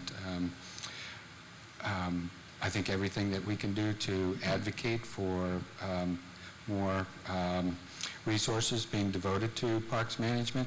And I think this is an opportunity for green jobs as well. So, I guess I would say that, the glass is always half full when it comes to conservation, right? Because on one level, it's amazing there's anything left, right? On the other hand, there's a lot more work to be done. So, I think the question is, what are the pressures that the natural areas face as we think about, the next, say, 50 years? And I think there's two big ones, and one is climate change, obviously. So, and Clara referred to this, right? The rising sea levels and where are the coastal wetlands going to go, and how is that going to change disturbance regimes and that sort of thing? How is it going to, create these extreme events, and how can we use natural areas to help make both the natural areas resilient as well as the human communities next to them adjacent? And the other one is the success of the city, right? The city's actually still growing in population. And, you know, we see that more in terms of what it means for the subway system or affordable housing, you know, issues like that that are on the front burner news, and those are actually putting pressure on natural areas, right? And so I think it's actually these two competing pressures which are both, you know, driving the use of space in the city, and how does the city work through those things. And so it's really important that there's an advocacy group. There are people that actually stand up and talk about why nature is important. And this Nature Goal initiative that Clara briefly referenced is a broad, multi-institutional effort by a whole set of groups, including NYBG, to help say why nature in the city is important, why it's an infrastructure that's as important as the water system or the health department or the education department. And, you know, I think it's actually starting to bear fruit, as Daniel said, you know, in more funding and more concentration. And so, you know, I think each of us have a role to play in contributing to that, and telling to our elected leaders that it's really important to us that these natural areas are conserved and well taken care of. The forest management framework too is a good example of that. And as I understand, there's something similar in the works for wetlands as well in the city. Yeah. So, so you know, I think incrementally, but I think we're going in the right direction. Yes, okay, there's a couple more questions, and I want to just mention a couple of our speakers have either planes to catch or places to be, so we should wrap up shortly. But go ahead, please, ma'am. Virginia Benedict, street photographer, nature photographer, you name it. Anyway, have you thought about contacting Native Americans that still are around, because they usually carry forth their traditions and their knowledge and so forth? And I think that that is a group that you can exploit to get more information about native plantings and native medicinal plants and so forth. Secondly, I used to have a 4.5-acre property in Westchester, which I lost, of course. But there, I was experimenting. I had deer, tons of them. I had all sorts of wildlife. And I kept them, you know, I never would tell anybody, because as soon as somebody found out, they started coming in when I wasn't there and digging the little foxes out and doing nasty stuff. However, for the 10 years, I would deer net certain areas, whether they were, because I had a fen and a forebay and so forth. And I was experimenting there without planting. I wanted to see what came out of the ground and which of the wildlife was actually impacting the what was coming up in on the understory. And I'm wondering if you are doing anything like that, dedicating certain areas, because, you know, I think it's a little bit artificial in a sense, at least for a while, when you are actually replanting. Not that I'm against it at all, but you're actually replanting or you know, trying to refurbish or recreate the past. See first what's happening there before you start planting. I don't know. And also, I want to find out, when you are actually planting, are you disturbing the earth, disturbing everything so you can plant, or are you just planting very carefully so you don't disturb the net, what do you call it? Well, I think those are lots of very interesting points that you make.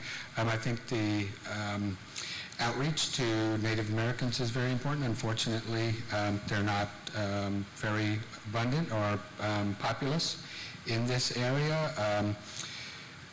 I think Eric might be able to speak a bit more about that. As far as the exclusion of deer, I think that's something that's being tried for a management objective, and it's also done experimentally, so just to exclude deer and see what grows up and then record that and compare that to an area that's got the deer in it to, I guess, help convince more people that deer have a negative impact. But it's difficult to keep a fence up, as you probably learned, and keep the deer out of that fence. So, but I suggest that you do. Large areas. I do suggest that you experiment this way, because I don't think that it's the deer alone that is, I think it's because as humans we have, corral the wildlife. Right, they have very limited spaces to move about.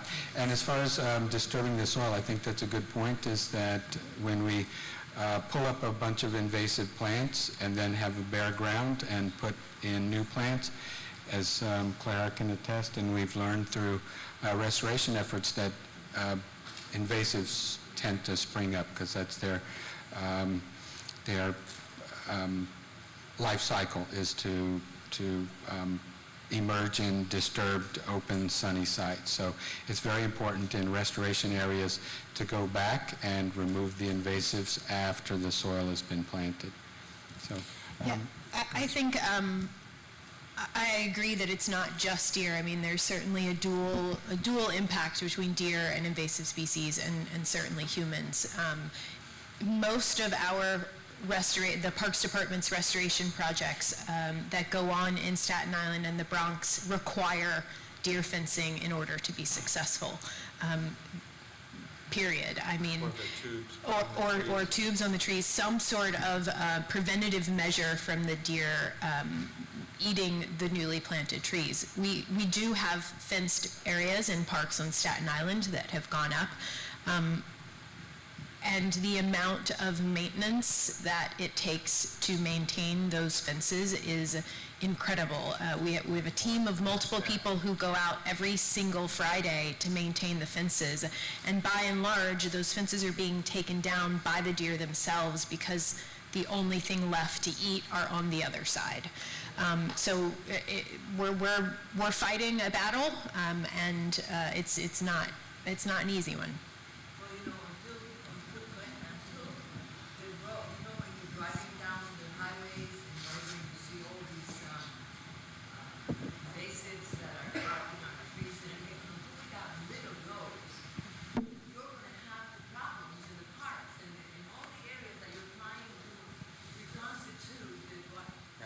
you should come to our invasive species conference. We're having one. Brian, is the date November 5th?